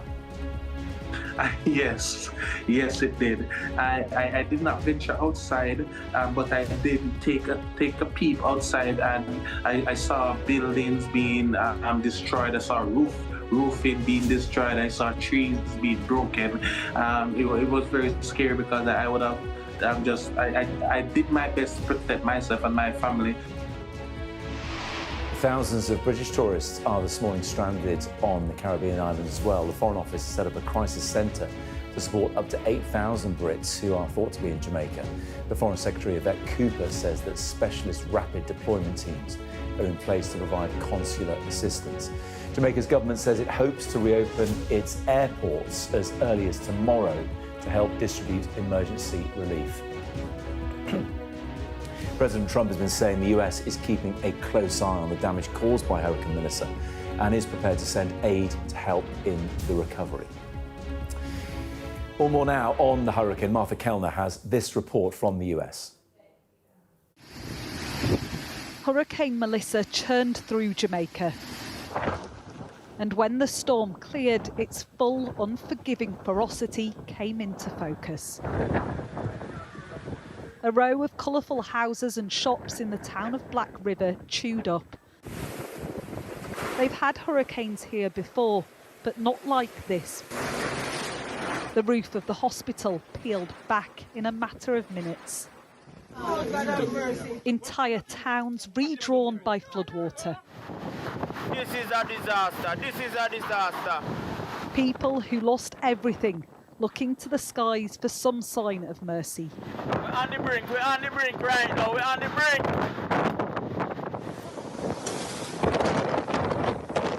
This hurricane is the nightmare scenario authorities had feared. A weather system driven by winds as fast as a race car, moving through as slowly as a cyclist. Even as the storm approached landfall, officials still begging people to evacuate. This is one of the worst experiences that we have ever encountered. We can go back to Hurricane Charlie in 1951. We can go to Hurricane Gilbert in 1980-89. We have had other hurricanes. Beryl last year. Accelerated by the increasingly warm waters of the Caribbean, Melissa exploded in size and speed. Kuzinka fly. Coastal communities where many homes are wooden shacks stood no chance. Around 25,000 tourists are trapped too in Jamaica's holiday resorts, Chantel among them. I don't know if you can hear our surroundings a little bit here, but it is pounding. A few windows are broken. A lot of water is coming in, so we're just basically pushing that towels and stuff at the doors like that coming in. And the level of noise is ridiculous. Trees have already bended over and flew away, and some of our roof is currently off. The challenge now will be getting people out and aid in. This is one of the country's two major airports. It was a gateway to the beaches of the island's north coast. Tourism driving 1/3 of Jamaica's economy. The recovery will be long and hard. Relief missions are already underway. Miami has a large Jamaican expat population. Volunteers here pack tinned sausages, tomatoes and beans to be flown over. Here, people fear a humanitarian disaster will unfold. Dana was born and grew up on the island. Most of the houses in Jamaica, they're not built properly for hurricanes, so we're worried about the people in Jamaica. As much as Jamaica can get, please send help. Nature conspired to send this perfect storm barrelling through Jamaica. The extent of the damage and the loss of life is still unclear, but scientific understanding of why these monster storms are growing more frequent is crystallising. Martha Kellner, Sky News. We're joined now by Professor in Climate Risks and Resilience at the University of Reading, Liz Stevens. Thomas Moore, our science correspondent, is here with us now. Liz, it's good to see you. Can you just explain why Melissa has been so powerful? Well, Melissa has formed over very warm waters in the Caribbean. That provides that fuel for the storm to really get very intense. And alongside that, the atmospheric conditions have been there to make this storm extremely slow moving. What that means is that rainfall contained within the storm all ends up falling over very localized areas. So you can get very large rainfall accumulations. And alongside that, you get the flash flooding and landslides as well. Liz, it's Thomas. We're currently looking at about 1.1 degrees of warming since before the Industrial Revolution. We're heading now for at least 2 degrees of warming, perhaps even more. What will happen to hurricanes in the future? There's a little bit of uncertainty among scientists about how the overall frequency of storms are changing. But what we're more confident about is that the frequency of the most intense storms is going to be increasing. That means that when a storm does form, it's got the fuel within that ocean temperatures to bring it up to Category 4 or Category 5 size. It's also concerning as well that we're seeing an increase in the rapid intensification of storms, and that's a big challenge for early warning systems. Actually, for Melissa, the early warnings were there relatively well in advance, which helped people to prepare and reach safety. But we've seen hurricanes in recent years, like Hurricane Otis affecting Mexico, that rapidly intensified just before landfall. And that causes real challenges with helping people to get to safety in time. You know, Liz, we've seen with lots of natural disasters, even in wealthy countries like the US, you think of the wildfires on the West Coast, for example, about building back better, being more prepared for next time. Easier said than done, and more expensive as well for poorer countries like Jamaica. Do you think island nations like this have got what they need to be able to withstand the brunt of worsening hurricanes? That's a good question. I think we have to remember that for island nations, being hit by a hurricane is even more dangerous, because what can happen is that if the whole island is affected, then there's nowhere safe for people to evacuate to. There's nowhere potentially with power supply or with clean water. So it can be far more dangerous for a small island nation to be hit by a hurricane than for a larger country. Liz, we were seeing representatives of nations gathering in Belém in Brazil shortly for the UN climate conference. How worried are you what you're seeing as a climate scientist and the protracted delays in actually reaching agreement on how to bring down emissions that are fueling these storms? I think it's extremely concerning. We need to cut the emissions from fossil fuels as hard and as fast as we possibly can.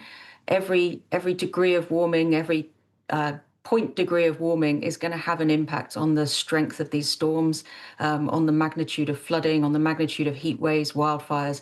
So it's really important that we cut as fast as possible.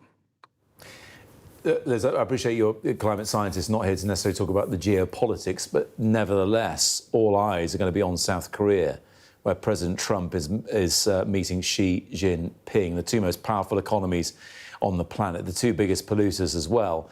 Certainly, whilst China continues to pollute, it looks like it is rapidly investing in more renewable energy, trying to get away from coal-fired power stations, for example. Is there any sort of glimmer of hope that these actions could stem the rise of global temperatures? Well, there's no one solution to reducing our dependency on fossil fuels. So certainly it's going to help with China moving in that direction. But that needs to be something global. Everyone needs to play their role in it, whether that's an individual sitting in the UK. We can make our own changes personally. We can also lobby for change with our MPs and hope that our MPs as well can influence that international policy. Professor Liz Stevens, really appreciate you joining us. Thomas, just back to you for a final thought on this. Let's move off the climate change discussion, interesting and really important as it is, because Melissa is still blowing across Cuba right now. And as Jamaica starts to wake up to the devastation, we're going to have to focus on what happens in Cuba next. Yes, it is inland now in Cuba. It hit the eastern side of the island, close to Santiago de Cuba, which is the second largest city. And so that will have felt the full force of this Category 3 storm, weaker than the one that hit Jamaica, but nevertheless extremely powerful and dangerous, and will cause immense destruction through its winds and also pummeling the area with rain too. The combination is extremely dangerous for those in its path, but the authorities have evacuated hundreds of thousands of people, so hopefully human life will be preserved even if the infrastructure has been destroyed.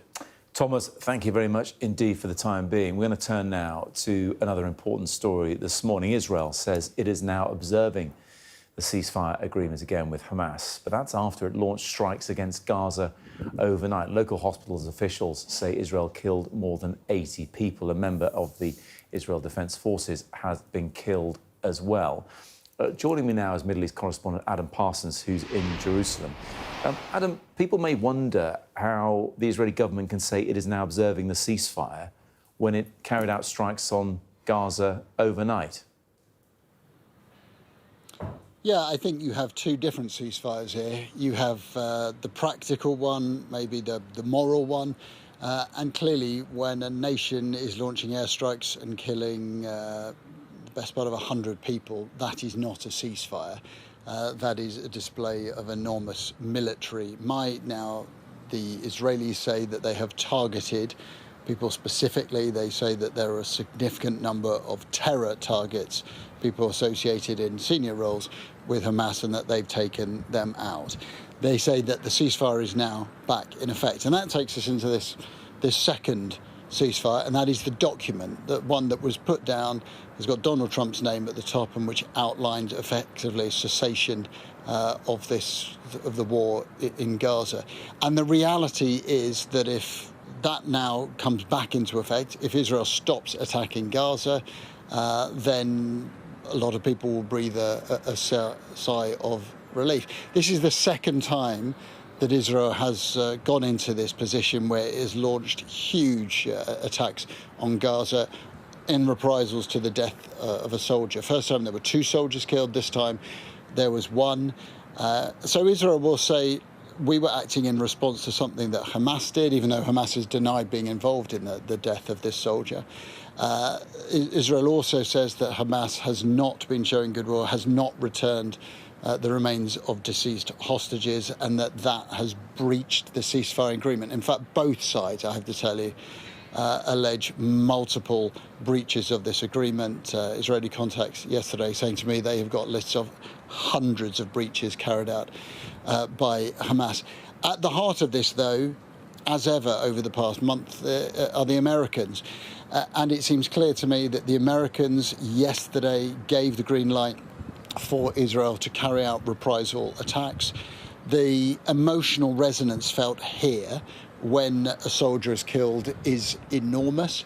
Benjamin Netanyahu, the Israeli Prime Minister, will have felt that he had to respond, and I think Donald Trump agreed and allowed that to happen. J.D. Vance yesterday referred to these as skirmishes. I think we have to say it's gone way beyond that. But Trump saying, well, when one of your soldiers is killed, you are going to respond. He also said Hamas is only a relatively small part of this Middle East plan. I mean, in fact, on the ground in Gaza, they are still a significant player in this.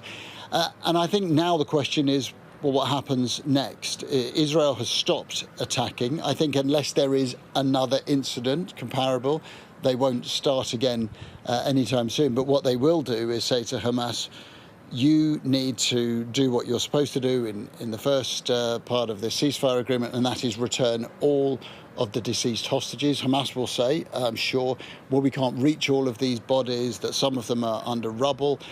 Yesterday, a video came out which really did seem very clearly to show Hamas operatives taking a body bag and then deliberately hiding it, concealing it under earth, and then a little while later bringing a bulldozer and pretending to discover this body before presenting it to the Red Cross. That has infuriated people here in Israel as well. They think that Hamas are trying to play games with them. So all of this has fed into an arena where both sides continue to utterly mistrust the other, and where any spark can lead to this enormous reprisal. I suspect that American diplomats will have said that this was a very heavy-handed reprisal. I mean, dozens of people have been killed, and remember, over 68,000 Gazans were killed by Israeli military action in the 2 years of the war.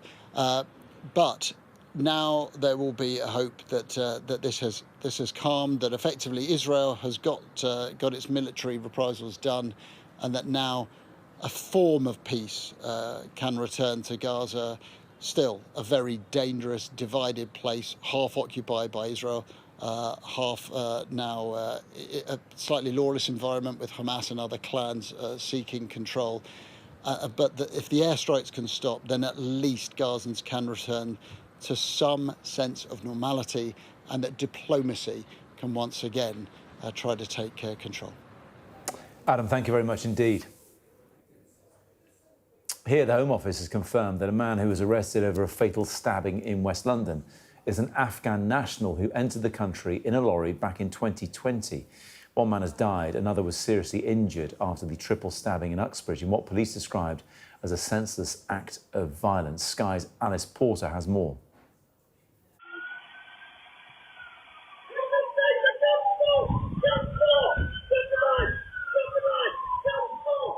Armed with a bloody knife, the suspect chased by police, tasered, then falling to the floor. Just a madness. Someone's been stabbed over here, someone's been stabbed here. Paramedics were called to West London and tried to save the life of a 49-year-old man who'd been attacked while walking his dog, but died at the scene. A 45-year-old man was taken to hospital with life-changing injuries. A 14-year-old boy was also stabbed, but survived. One neighbour walked past moments after the attack. There was a man on the floor, a police officer on top of him, and I could just hear screaming, see sirens. I walked about 2 seconds up and there was a man on the floor being resuscitated. I continued walking. I was trying to find out what was going on because it was all happening so quick. I just feel very relieved as well because obviously I was still walking in line. I would have been the next person. Residents have told me they're shocked that this triple stabbing could take place on a quiet suburban street. A 22-year-old Afghan national has been arrested on suspicion of murder and attempted murder. It's understood he entered the UK in a lorry in 2020 and was granted asylum and leave to remain 2 years later. But for this community who saw their streets become a crime scene, their thoughts are with the victims' families. Breaks my heart, really breaks my heart. It's really sad. All I can do is pray for them. On Tuesday evening, more than 100 locals gathered in memory of the man who died. These stabbings are not being treated as terrorism, but questions remain as to why they happened in this community. Alice Porter, Sky News. You're watching Breakfast here from Sky News. Coming up, Jamaica has been declared a disaster area by the authorities there after being hit by the most powerful storm ever recorded there. We'll have the latest on Hurricane Melissa as it has now made landfall in Cuba.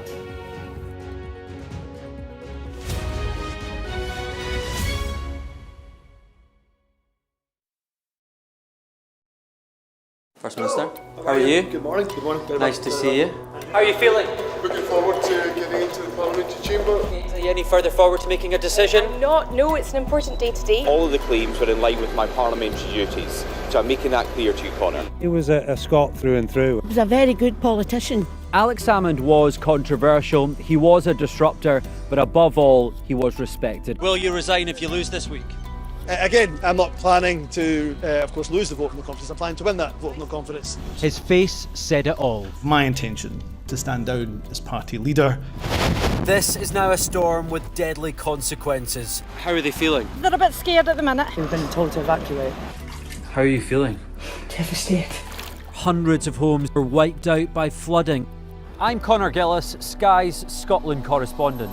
It was probably the darkest time in my life. Scott is 5 years sober after a cocaine addiction left him close to death. Scotland has a shameful record, worse than England, the worst in Europe. So why not just say you failed, because then you might get more respect from families who've lost loved ones. This is where one of the UK's most prolific rapists thought he'd got away with murder. Sky News can reveal that former sex workers had told police he was sexually violent. My Emma. Free wherever you get your news.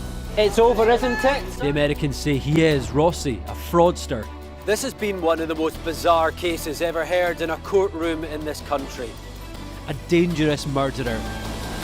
Do you think you'll ever be able to forgive Andrew Ennis after this? She said she can forgive him, but as long as he's behind bars. By doing the right thing, it's destroyed your life. They terrorised me. They intimidated me. I'm so grateful. Sky News. The full story first. What might happen if Russia attacked the UK? This is clearly an enormous show of force. It is definitely out of the ordinary. We ran a war game with former ministers back in the hot seat. Ben Wallace. Amber Rudd. Jack Straw. It's the kind of war game that's genuinely tested inside government. The Russians are signalling that there may be an attack. Russia knows our weaknesses, but do you? I'm Deborah Haynes. From Sky News and Tortoise, this is The War Game. Listen wherever you get your podcasts. We arrive. A secret hospital hidden in the Myanmar jungle, treating the victims of this bloody war. This is Myanmar today. Its military rulers don't want the world to see, but we have. I fight for my own future. I fight for my generation's future. This is an actual crime. They don't care for them. Myanmar army is only a couple of kilometers away. So this is a major humanitarian disaster.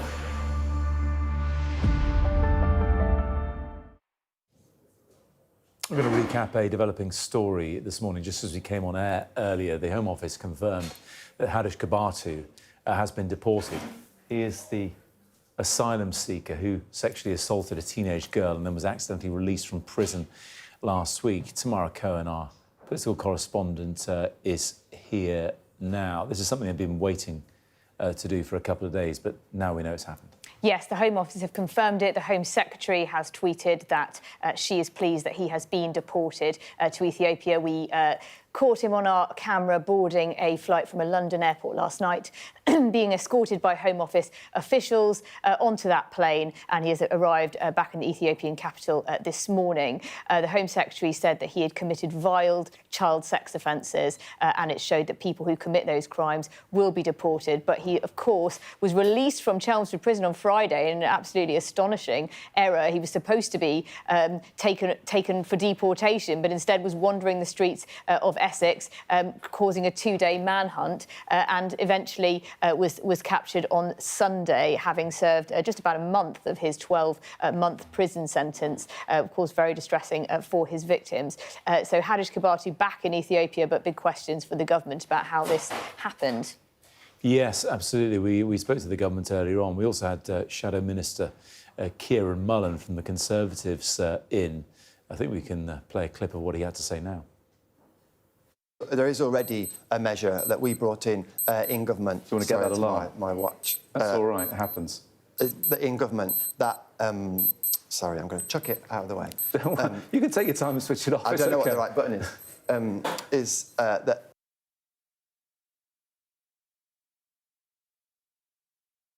Arm on his phone to overshadow the point he wanted to make there, Tamara. But look, nevertheless, I mean, he got his phone back, by the way, after throwing it. That's never happened to me. Has it happened to you? I don't want to tempt fate, but luckily Clara, our floor manager, caught the watch and gave it to him back afterwards. I'm glad he got it back on. I wonder what the alarm was for. It was still probably interview time, unusefully. But anyway, back to the serious point here. It was something all parties wanted to see Kabatu deported. But at the same time as discussing that, we now learn that a man arrested after these stabbings in Uxbridge is an Afghan national who came here in the back of a lorry in 2020. I mean, as a wider issue, this isn't going away. No, and of course,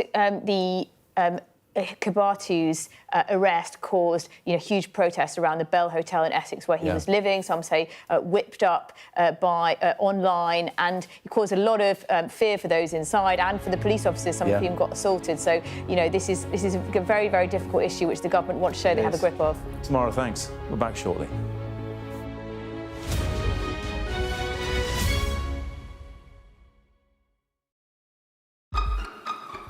We've got your Sunday mornings covered. From the front page and the sounds of the streets to the voices of the people who make the major calls and big picture politics beyond Westminster. We'll put you at the heart of our story. I'm ready. Are you? Join me, Trevor Phillips, Sunday mornings on Sky News.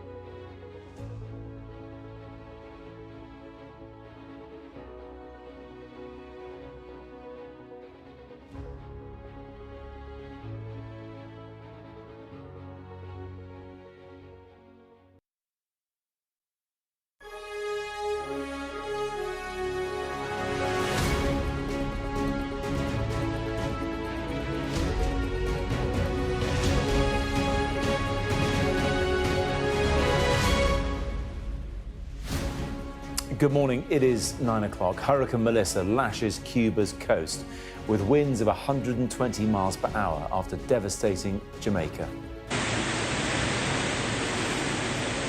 Disaster area, one of the strongest Atlantic hurricanes ever recorded, carves a path of destruction across the Caribbean. The scale of the damage is beginning to emerge, with communities destroyed and roads washed away in Jamaica. This is a disaster. This is a disaster. Entire towns have been flooded and residents are being urged to shelter until sunrise, which is still a few hours away, amid warnings of life-threatening landslides. Also this morning, the Home Office has confirmed that Hadish Kabatu, the sex offender accidentally released from prison last week, has now been deported to Ethiopia.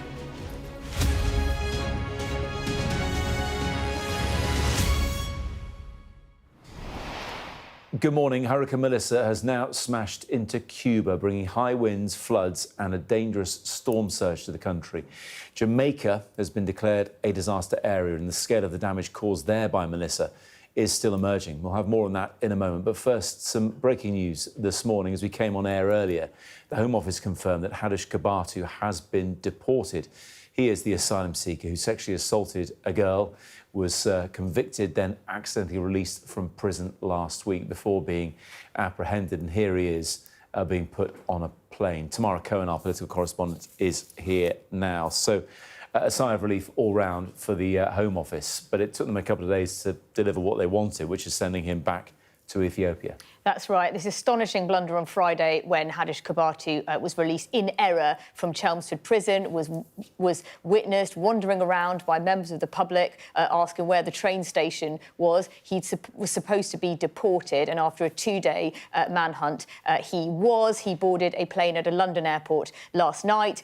We saw him being escorted by Home Office officials onto that plane, headed for the Ethiopian capital, and he has been confirmed by the Home Office to have arrived there this morning, having served only a month of the 12-month sentence that he was given, and he is now out of the country. The Home Secretary said that she'd pulled every lever to deport Mr Kabatu, and that the blunder, as she put it, should never have happened. David Lammy, the Deputy Prime Minister, says he is now in Ethiopia, where he belongs, and said that a mistake of this nature is unacceptable. He, of course, was convicted of sexually assaulting a 14-year-old girl and an adult woman, and was jailed for those crimes in September. Tamara, thank you very much indeed. We're going to return to our lead story today. Hurricane Melissa, and Jamaica's Prime Minister has declared his country a disaster area. Martha Kellner has this report now. Hurricane Melissa churned through Jamaica. And when the storm cleared, its full, unforgiving ferocity came into focus. A row of colourful houses and shops in the town of Black River chewed up. They've had hurricanes here before, but not like this. The roof of the hospital peeled back in a matter of minutes. Oh, God have mercy. Entire towns redrawn by floodwater. This is a disaster. This is a disaster. People who lost everything, looking to the skies for some sign of mercy. We're on the brink. We're on the brink right now. We're on the brink.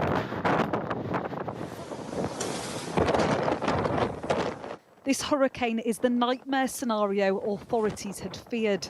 A weather system driven by winds as fast as a race car, moving through as slowly as a cyclist. Even as the storm approached landfall, officials still begging people to evacuate. This is one of the worst experiences that we have ever encountered. We can go back to Hurricane Charlie in 1951. We can go to Hurricane Gilbert in 1980-89. We have had other hurricanes. Beryl last year. Accelerated by the increasingly warm waters of the Caribbean, Melissa exploded in size and speed. Kuzinka fly. Coastal communities where many homes are wooden shacks stood no chance. Around 25,000 tourists are trapped too in Jamaica's holiday resorts, Chantel among them. I don't know if you can hear our surroundings a little bit here, but It is pounding. A few windows are broken.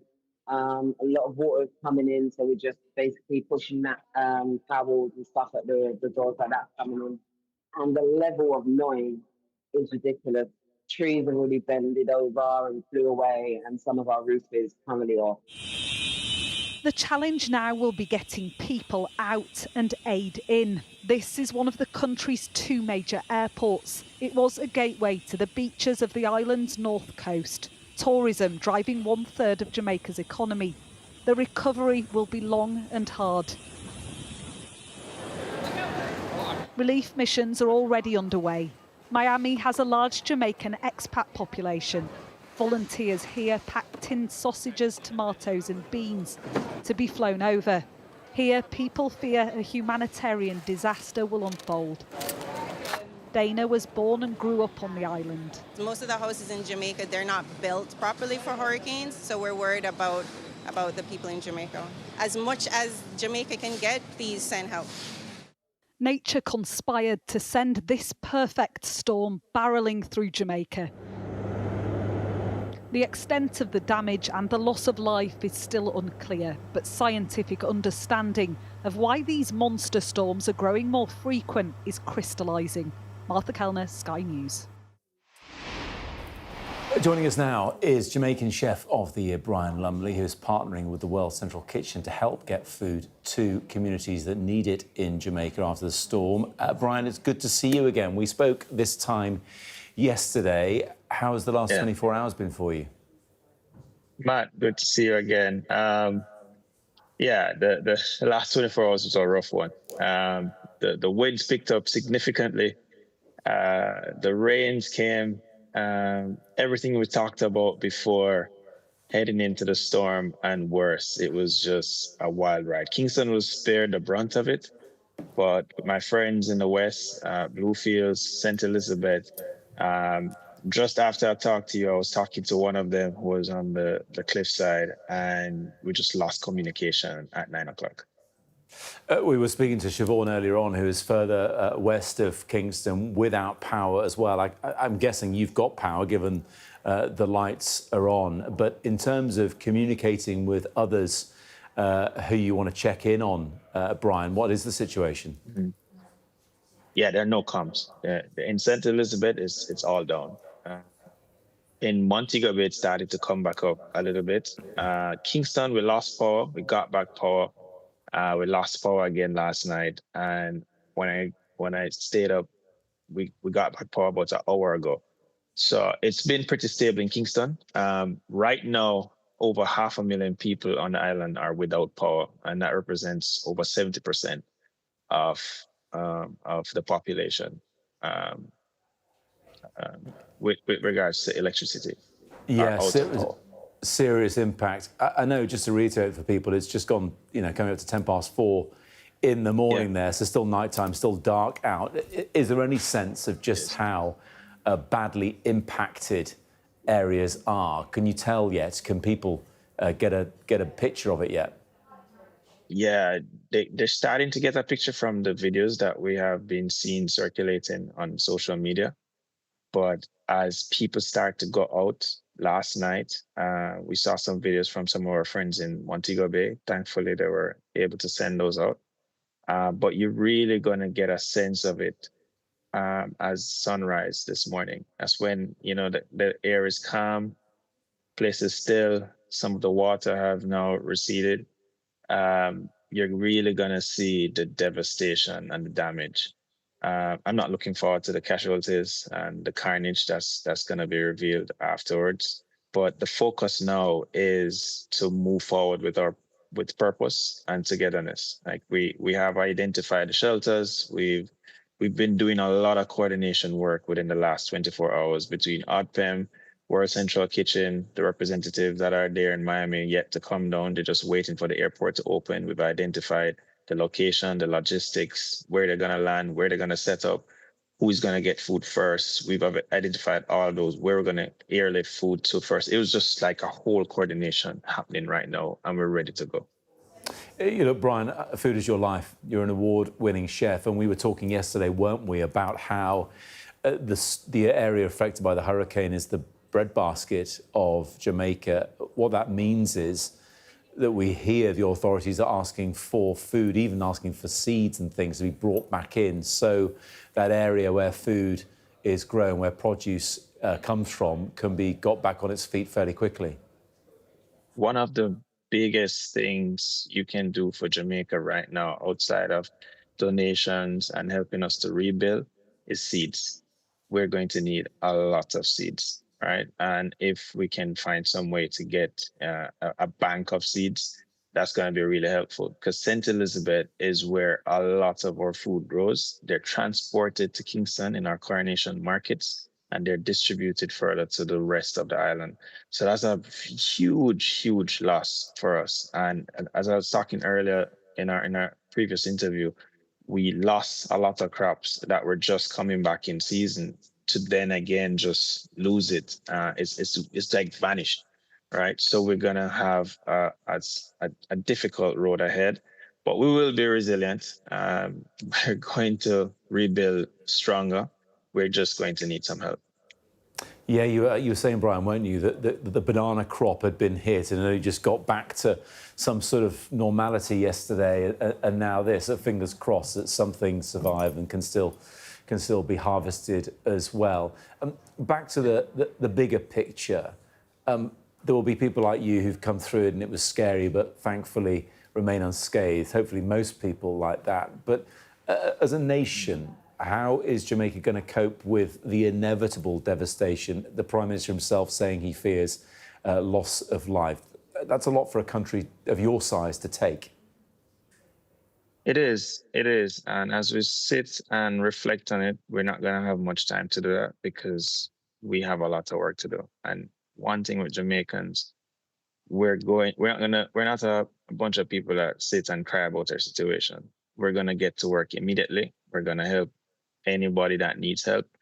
And we're going to focus and channel our energy into rebuilding right away, before you know it. And I'm sure they're going to plug in some dancehall and reggae music while rebuilding. So it's going to be a sad atmosphere at first, but that's going to immediately channel into purpose. We're going to do it together, and we're going to rebuild stronger. I love to hear you're going to plug in the dancehall and the reggae and just roll your sleeves up and get on with it. Brian, it's great to speak to you again after speaking to you yesterday as well. And main thing is, so glad you're safe and sound as well. Do keep in touch, and thanks for talking to us again this morning here on Sky News. Thanks, Matt. Thanks for connecting and giving me this platform to express this. You're welcome.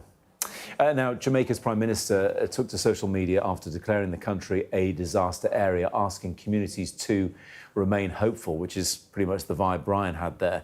He posted the following, saying, "Our country has been ravaged by Hurricane Melissa, but we will rebuild, and we will do so even better than before. Tonight, I encourage Jamaicans to be hopeful," he said. "I know many, especially those in the worst affected parishes, are feeling disheartened. Your homes may have been damaged or destroyed, and your communities and towns no longer look the same. I know your pain and I feel your loss," he said. "We are mobilising quickly to start the relief and recovery efforts, and we will be there with you every step of the way." Let's bring in our science correspondent, Thomas Moore. So that we're awaiting sunrise in 2 or 3 hours' time in Jamaica for them to be able to truly assess the situation, Thomas. But also we're having to keep an eye on Cuba, because that's where Melissa is now. Yes, they want to get helicopters up in the air over Jamaica to see what the destruction is like.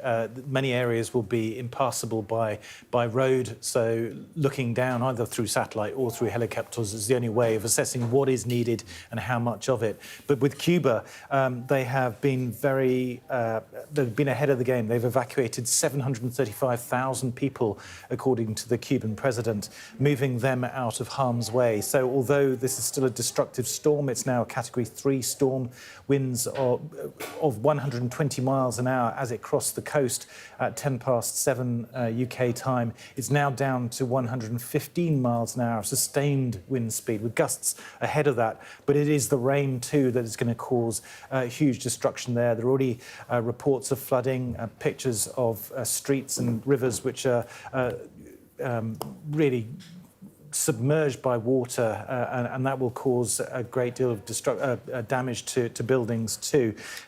But as I say, Cuba is used to hurricanes. They've had 37 hurricanes this century.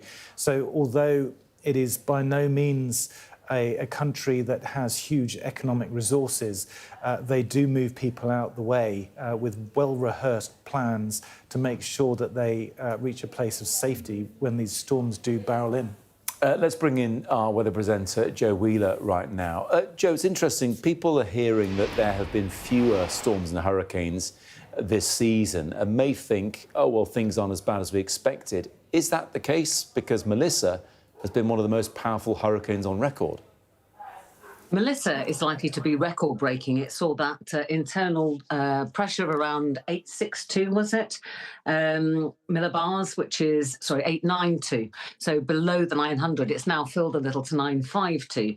Also, a sustained winds of 185 miles per hour, gusts to 220, and almost 40 inches of rain in some places.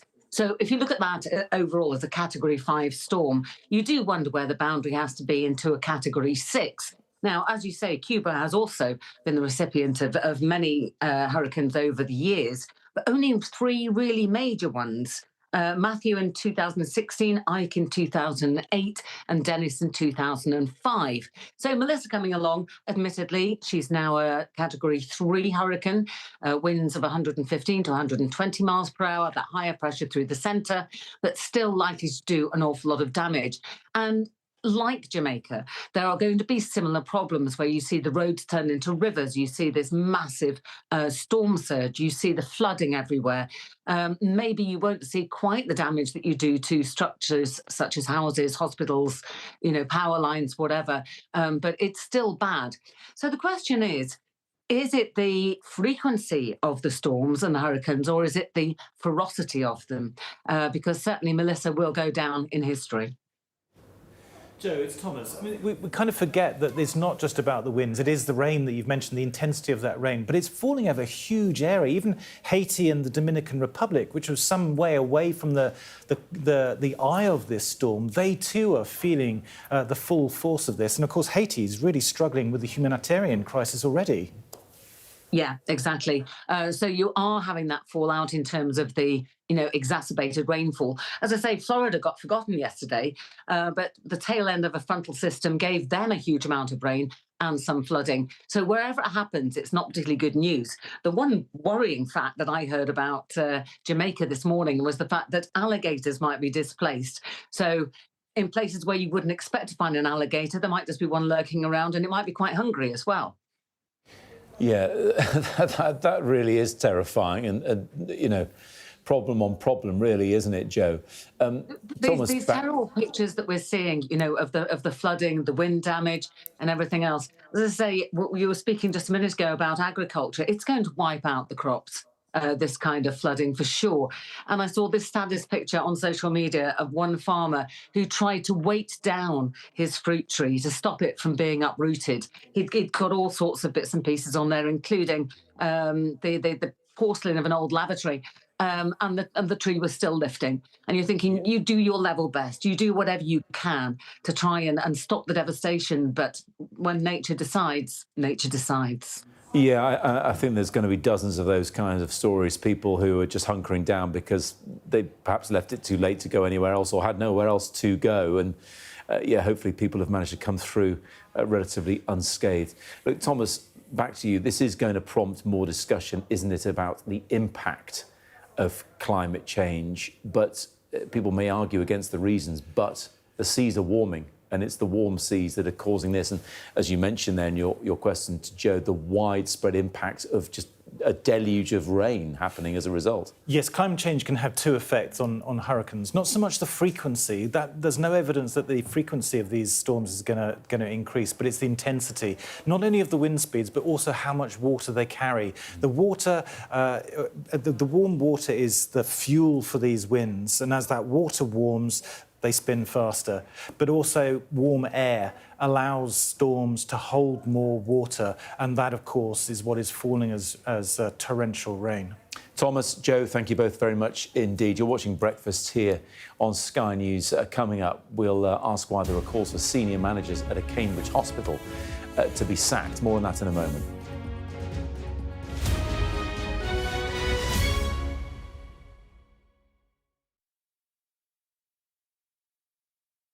People want intelligent news, but it can be done in a less buttoned-up way. Have a conversation in the same way that people do at home. Sophie is the best in the business. If politicians are not answering the question, I'm not going to let them get away with that. This is my interview. Look, this is ridiculous.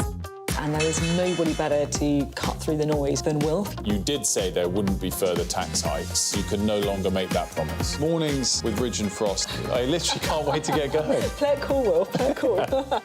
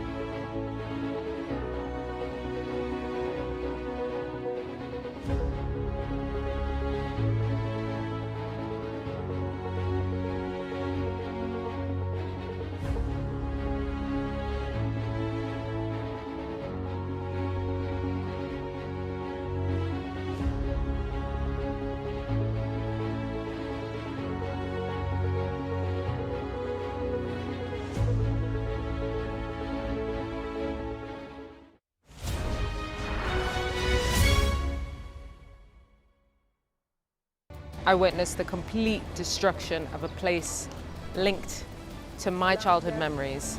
This is insane. I'm Yusra Al-Bagher, Sky's Africa correspondent based in Johannesburg, South Africa. I felt awe when we saw the mountain gorillas in Rwanda. They call him the king of the jungle. This is the alpha silverback. Sky News, get the full story first.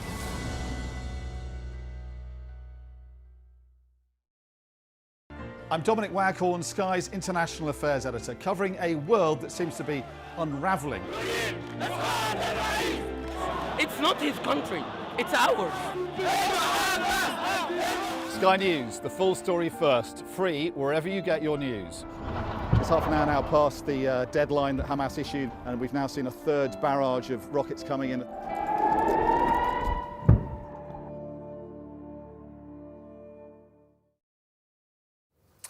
Families whose children were treated by the suspended surgeon Kuldeep's store at Addenbrooke's Hospital in Cambridge say senior managers should leave or be sacked after an independent report found several failings. Joining me now is our health correspondent Laura Bundock. Laura, tell us more about this situation.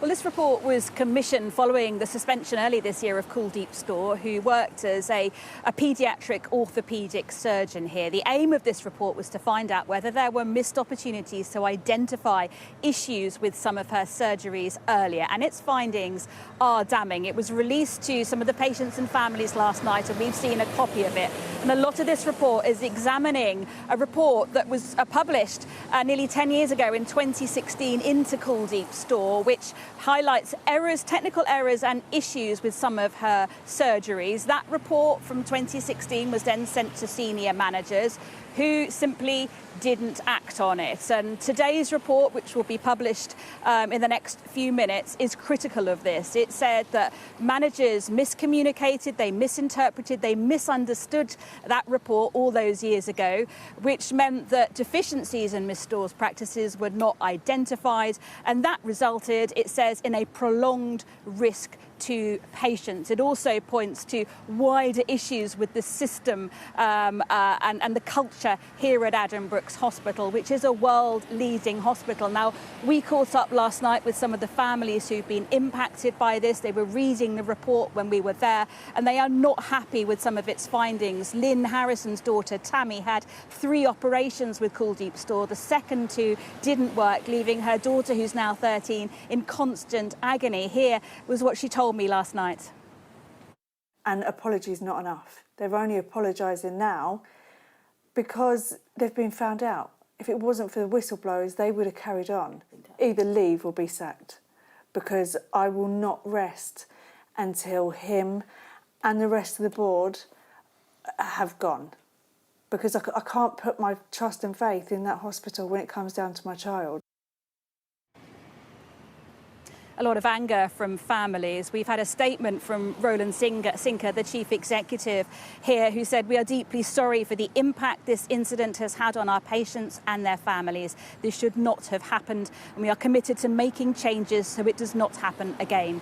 We remain focused on supporting our patients and families throughout this incident, and this is why we've given them advanced access to the report and are holding dedicated briefing sessions on the day of publication. As well as this, we recognise the need to be totally transparent about the findings of the investigation, so we're publishing the report in full on our website alongside an action plan which sets out how we will address the investigation's findings. Following the publication, I will meet with patients and families to hear their views and ensure their feedback shapes the delivery of this action plan. If anyone affected has any concerns or questions, I would urge them to contact me directly to discuss."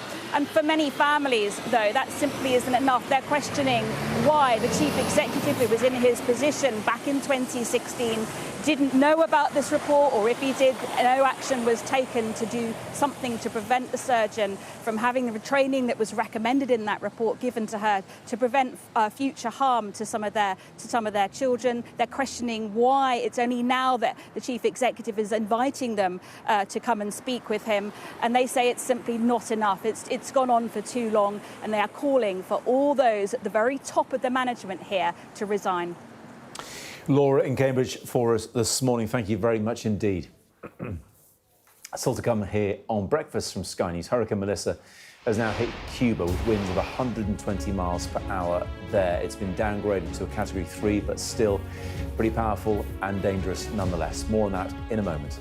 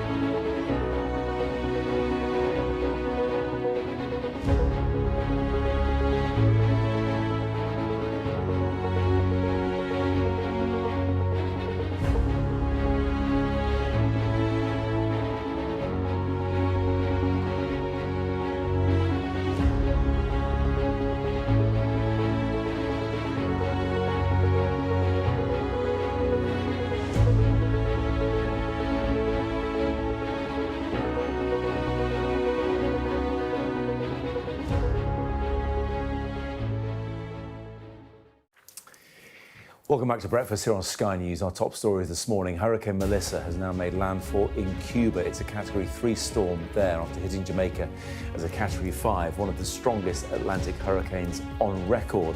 Winds of 120 miles per hour are now pummeling Cuba's east as the storm moves towards the Bahamas. Hundreds of thousands of people have been evacuated to shelters with concerns the intense rain could cause life-threatening floods and landslides. Jamaica's government has declared the country a disaster area after it was hit by Hurricane Melissa overnight. The storm made landfall there, as I say, as a Category 5, bringing with it catastrophic winds of 185 miles per hour, surges even stronger than that. And that's caused severe damage to the island's infrastructure. Hundreds of thousands of people in Jamaica were displaced, with roofs torn from buildings, roads covered in debris, and 500,000 people at least thought to be without power. Local people have told Sky News it was a pretty scary night, as you might imagine. Thousands of Brits as well this morning are stranded in Jamaica. The Foreign Office has set up a crisis centre to support around 8,000 British citizens who are in the country. The Foreign Secretary Yvette Cooper says that specialist rapid deployment teams are now in place to provide consular assistance. And Jamaica's government says it hopes to reopen the country's airports as soon as tomorrow to distribute emergency relief. President Trump has been saying the US is keeping a close eye on things as well and the damage caused by Melissa. It's prepared to send aid to help the recovery there. The storm has already been blamed for several deaths across the Caribbean region. And earlier, the Pan-Commonwealth coordinator of the Commonwealth Youth Climate Change Network, Siobhan Brown, spoke to me. He said he saw the devastation unfolding. Also, Kingston resident Kwame McPherson told me that while the island's capital escaped the full force of the storm, it was still a traumatising night. The level of noise was incredible. I've never heard anything like it before, and to go through that experience is something to remember, you know. But yeah, we're here. I'm here. Yeah, smiling, and funny enough, I just heard music being played outside on the street. So we're back to doing what we always do, you know, to overcome what we've been through. It was traumatizing to hear the wind and the rain. It was, you know, it's constant. It's almost like you had 3 rounds in a boxing match. The first round was just before Melissa actually landed. It was a lot of wind, a lot of rain, and then when Melissa really landed, that's when it actually increased in intensity. And even after she left, there was still elements of how intense the noise and the rain and everything else it was. This is the most powerful hurricane ever recorded to hit Jamaica. Did it feel like that? Yes, it did. I did not venture outside, but I did take a peep outside, and I saw buildings being destroyed. I saw roofing being destroyed. I saw trees being broken. It was very scary because I would have I did my best to protect myself and my family. That was Kwame and Siobhan talking to me a bit earlier on. Well, Jamaica's Prime Minister has taken to social media after declaring the country a disaster area, asking communities to remain hopeful. He posted the following: "Our country has been ravaged by Hurricane Melissa," he said, "but we will rebuild and we will do so even better than before. Tonight, I encourage Jamaicans to be hopeful. I know many, especially those in the worst affected parishes, are feeling disheartened. Your homes may have been damaged or destroyed and your communities and towns no longer look the same. I know your pain," Andrew Holness said, "and I feel your loss. We are mobilising quickly to start the relief and recovery efforts, and we will be there with you every step of the way." Well, let's show you some picture now that gives you a sense of just how powerful this storm was. You can see the surge there of the sea. Obviously, you can see the trees bending as a result of the powerful winds. And look, this is highly unlikely to have been filmed during the absolute worst bit of the storm. Those winds around the eye of the hurricane, averaging 185 miles per hour, but surging north of 200 miles per hour. We were hearing from Joe Wheeler earlier on. But look, you can just get a sense of what it would be like to try and survive that. And there you go, the surges, the rain coming down, and of course the river and seawaters being pushed by the wind, causing real problems as well. So you just get a sense there of how powerful Melissa has been as it's passed over Jamaica and is now in Cuba. Our science correspondent Thomas Moore is here with me now in the studio. Thomas, we were talking yesterday it was really taking its time, wasn't it? It was moving fairly slowly, the eye of the storm, towards Jamaica, something like 5 miles per hour.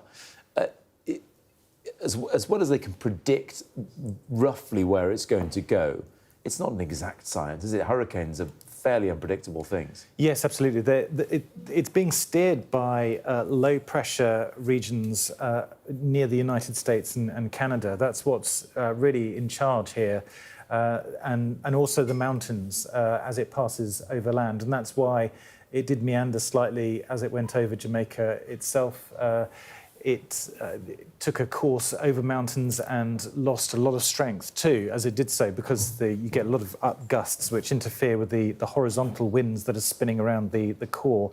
But nevertheless, it is now out over Cuba, again weakening as it passes over land, now down to sustained wind speeds of 115 miles an hour. Still a Category 3 hurricane. You know, that is extremely strong, extremely damaging. But the president of Cuba has said that they've moved 735,000 people out of harm's way.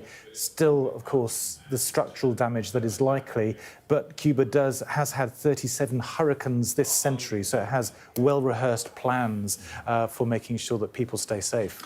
Yeah, well-rehearsed, but Cuba is a pretty poor place, isn't it? And I don't think the infrastructure... Look, I haven't been to either country, so what do I really know? But I'm going to take a stab that the infrastructure there is not at the level that it is in Jamaica, and therefore you would imagine that the impact could be worse in some ways. Well, even in Jamaica, the US National Hurricane Center was saying that there would be total structural failure in the area around the eye of the storm. Now, the eye was about 11 miles across as it passed over the island, so that's a huge area that would have been would have suffered catastrophic damage. And of course, we won't know until daylight, until they can get helicopters in the air to fly over regions which are inaccessible by roads, to see what kind of damage there has been. A lot of people did stay in their homes. There were something like 800-900 refuges for people, strong concrete buildings.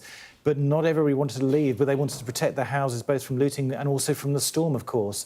And they would have been extremely vulnerable, given the strength of the winds.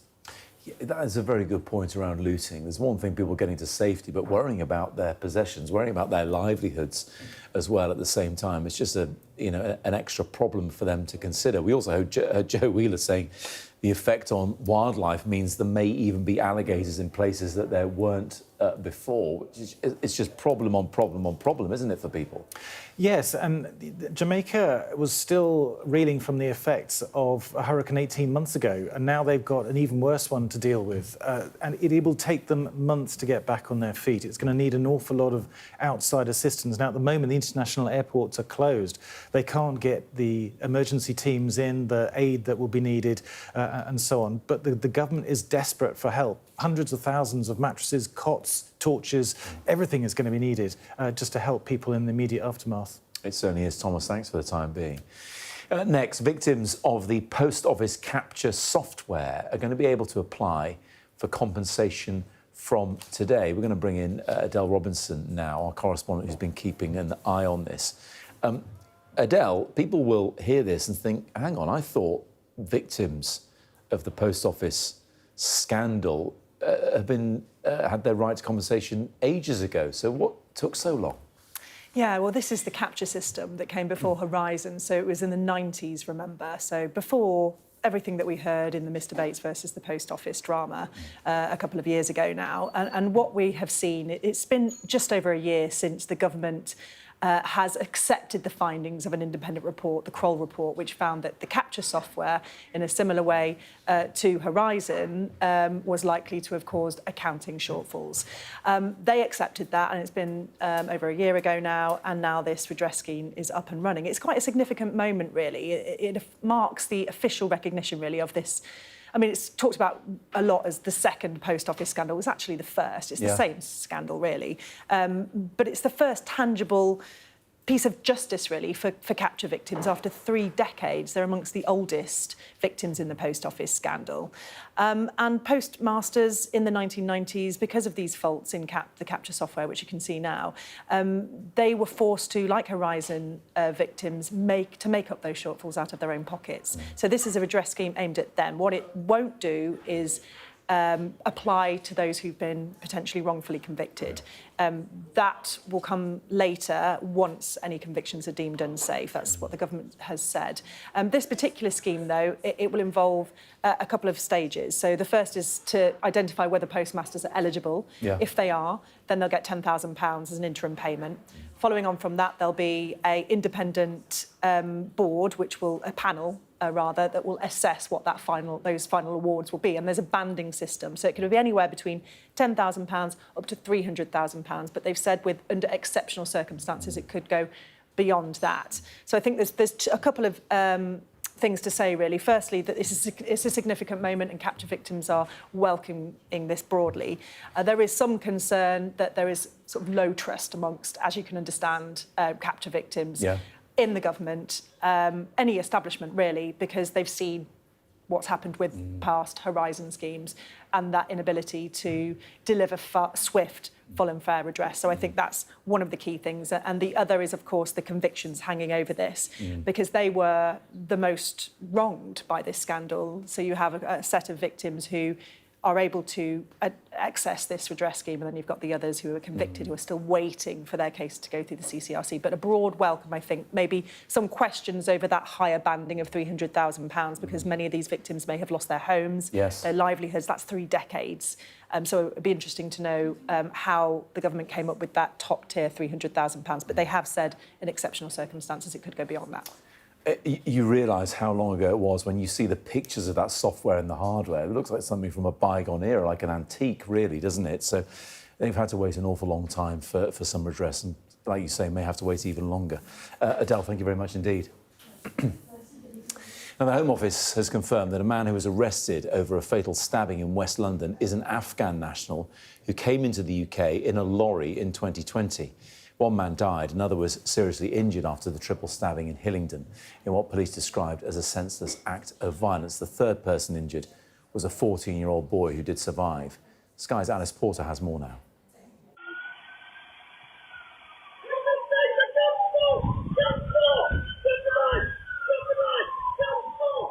Armed with a bloody knife, the suspect chased by police, tasered, then falling to the floor. Just a madness. Someone's been stabbed over here, someone's been stabbed here. Paramedics were called to West London and tried to save the life of a 49-year-old man who'd been attacked while walking his dog, but died at the scene. A 45-year-old man was taken to hospital with life-changing injuries. A 14-year-old boy was also stabbed, but survived. One neighbour walked past moments after the attack. There was a man on the floor, a police officer on top of him, and I could just hear screaming, see sirens. I walked about 2 seconds up and there was a man on the floor being resuscitated. I continued walking. I was trying to find out what was going on because it was all happening so quick. I just feel very relieved as well because obviously I was still walking in line. I would have been the next person. Residents have told me they're shocked that this triple stabbing could take place on a quiet suburban street. A 22-year-old Afghan national has been arrested on suspicion of murder and attempted murder. It's understood he entered the UK in a lorry in 2020 and was granted asylum and leave to remain 2 years later. But for this community who saw their streets become a crime scene, their thoughts are with the victims' families. Breaks my heart, really breaks my heart. It's really sad. All I can do is pray for them. On Tuesday evening, more than 100 locals gathered in memory of the man who died. These stabbings are not being treated as terrorism, but questions remain as to why they happened in this community. Alice Porter, Sky News. This is Breakfast from Sky News with me, Matt Barbett. Coming up, more on Hurricane Melissa. as it has passed over Jamaica, causing devastation we're yet to truly understand, given it's still nighttime there. It is now over Cuba, where hundreds of thousands of people have been moved to safety as well.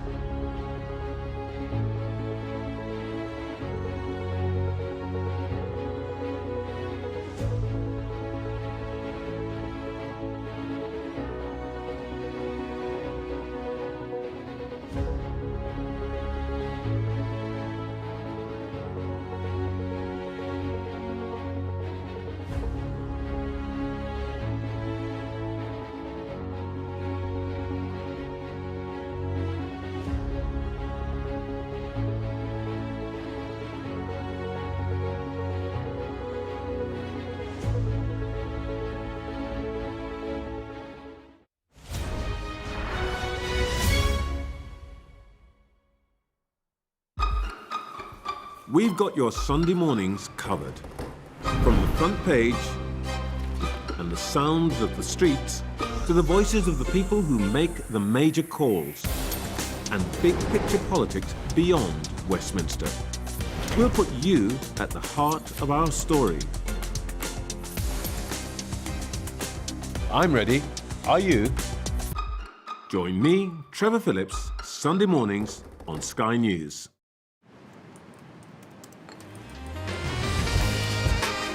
You want to talk business? Meet me in the On-Board Lounge.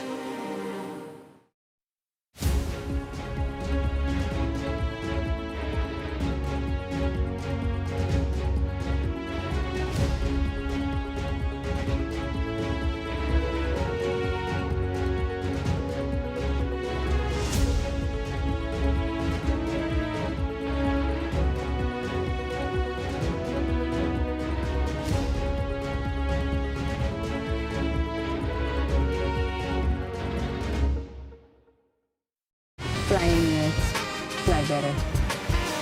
Thank you. We're going to return now to Hurricane Melissa and the recovery efforts that are underway in Jamaica and others who are trying to help. Jessica Pearl is the interim director of the Mercy Corps Caribbean Resilience Initiative, which is already providing aid in Jamaica. Jessica, good to see you. Tell us what you're doing to help. Morning. Well, Mercy Corps is working with a local organization. We have a local partner, the Musam Foundation, in a community called Bull Bay, which is just a few miles east of Kingston. And we have been in regular communication with our partner and community members to understand what their needs are and what they anticipate their needs to be.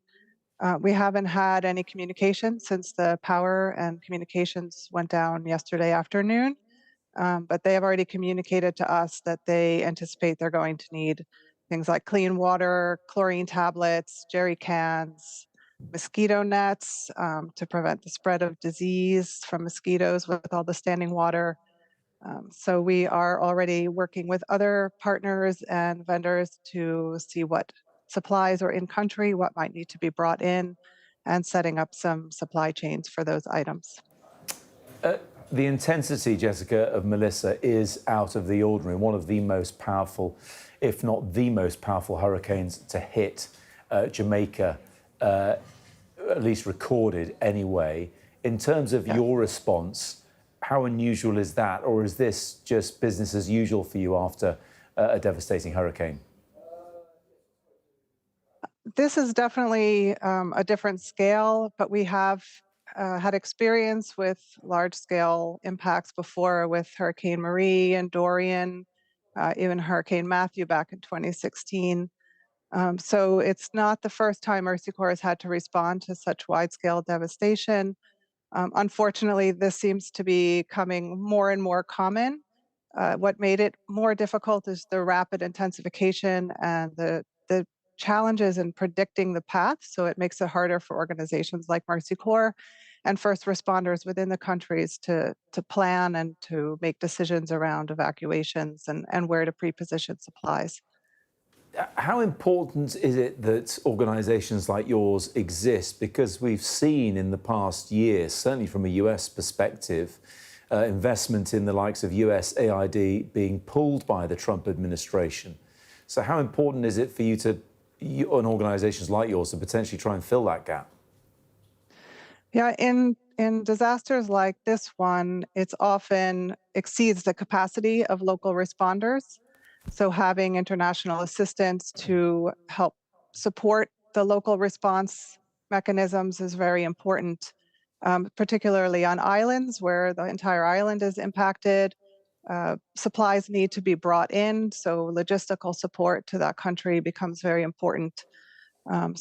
Having international assistance is necessary when you have disasters that exceed the capacity of the local response infrastructure. And Jessica, final question from me. Look, we're talking about Jamaica because it's been hit, but Melissa has moved on towards Cuba now and is causing a lot of rainfall in Hispaniola, where Dominican Republic and Haiti is, and also in Florida as well, by the way. Are you able to focus efforts on all of these places? I mean, that is a stretch for resources, isn't it? It is, yes. We have a large team in Haiti who have already mobilized and have deployed some of their staff from different parts of the country to the south and are already mobilizing international coordination mechanisms and working with the local government to be able to respond to the very heavy rainfall there and localized flooding and landslides. And then we have some partners in Bahamas from Hurricane Dorian, so we will be reaching out to see what support might be needed there. Cuba is a little more challenging, but we are definitely monitoring the situation and we'll see what kind of support is needed across the region. Jessica Bell from the Mercy Corps, really appreciate you joining us here on Sky News this morning. Thomas is back, our science correspondent, and also Tamara as well, our political correspondent. Thomas first, let's just take a look at what is likely then to happen throughout the day, because Jamaica's going to wake up and Cuba as well, while it's being hit by Melissa.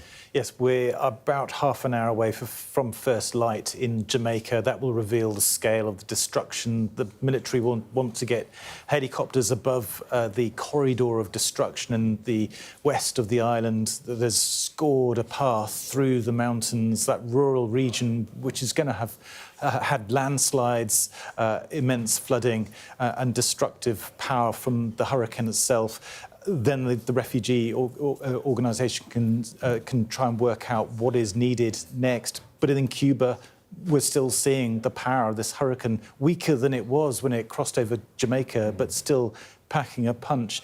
It seems most people will have got out of harm's way, well-rehearsed civil contingency procedures there, but nevertheless still enough to cause infrastructural damage.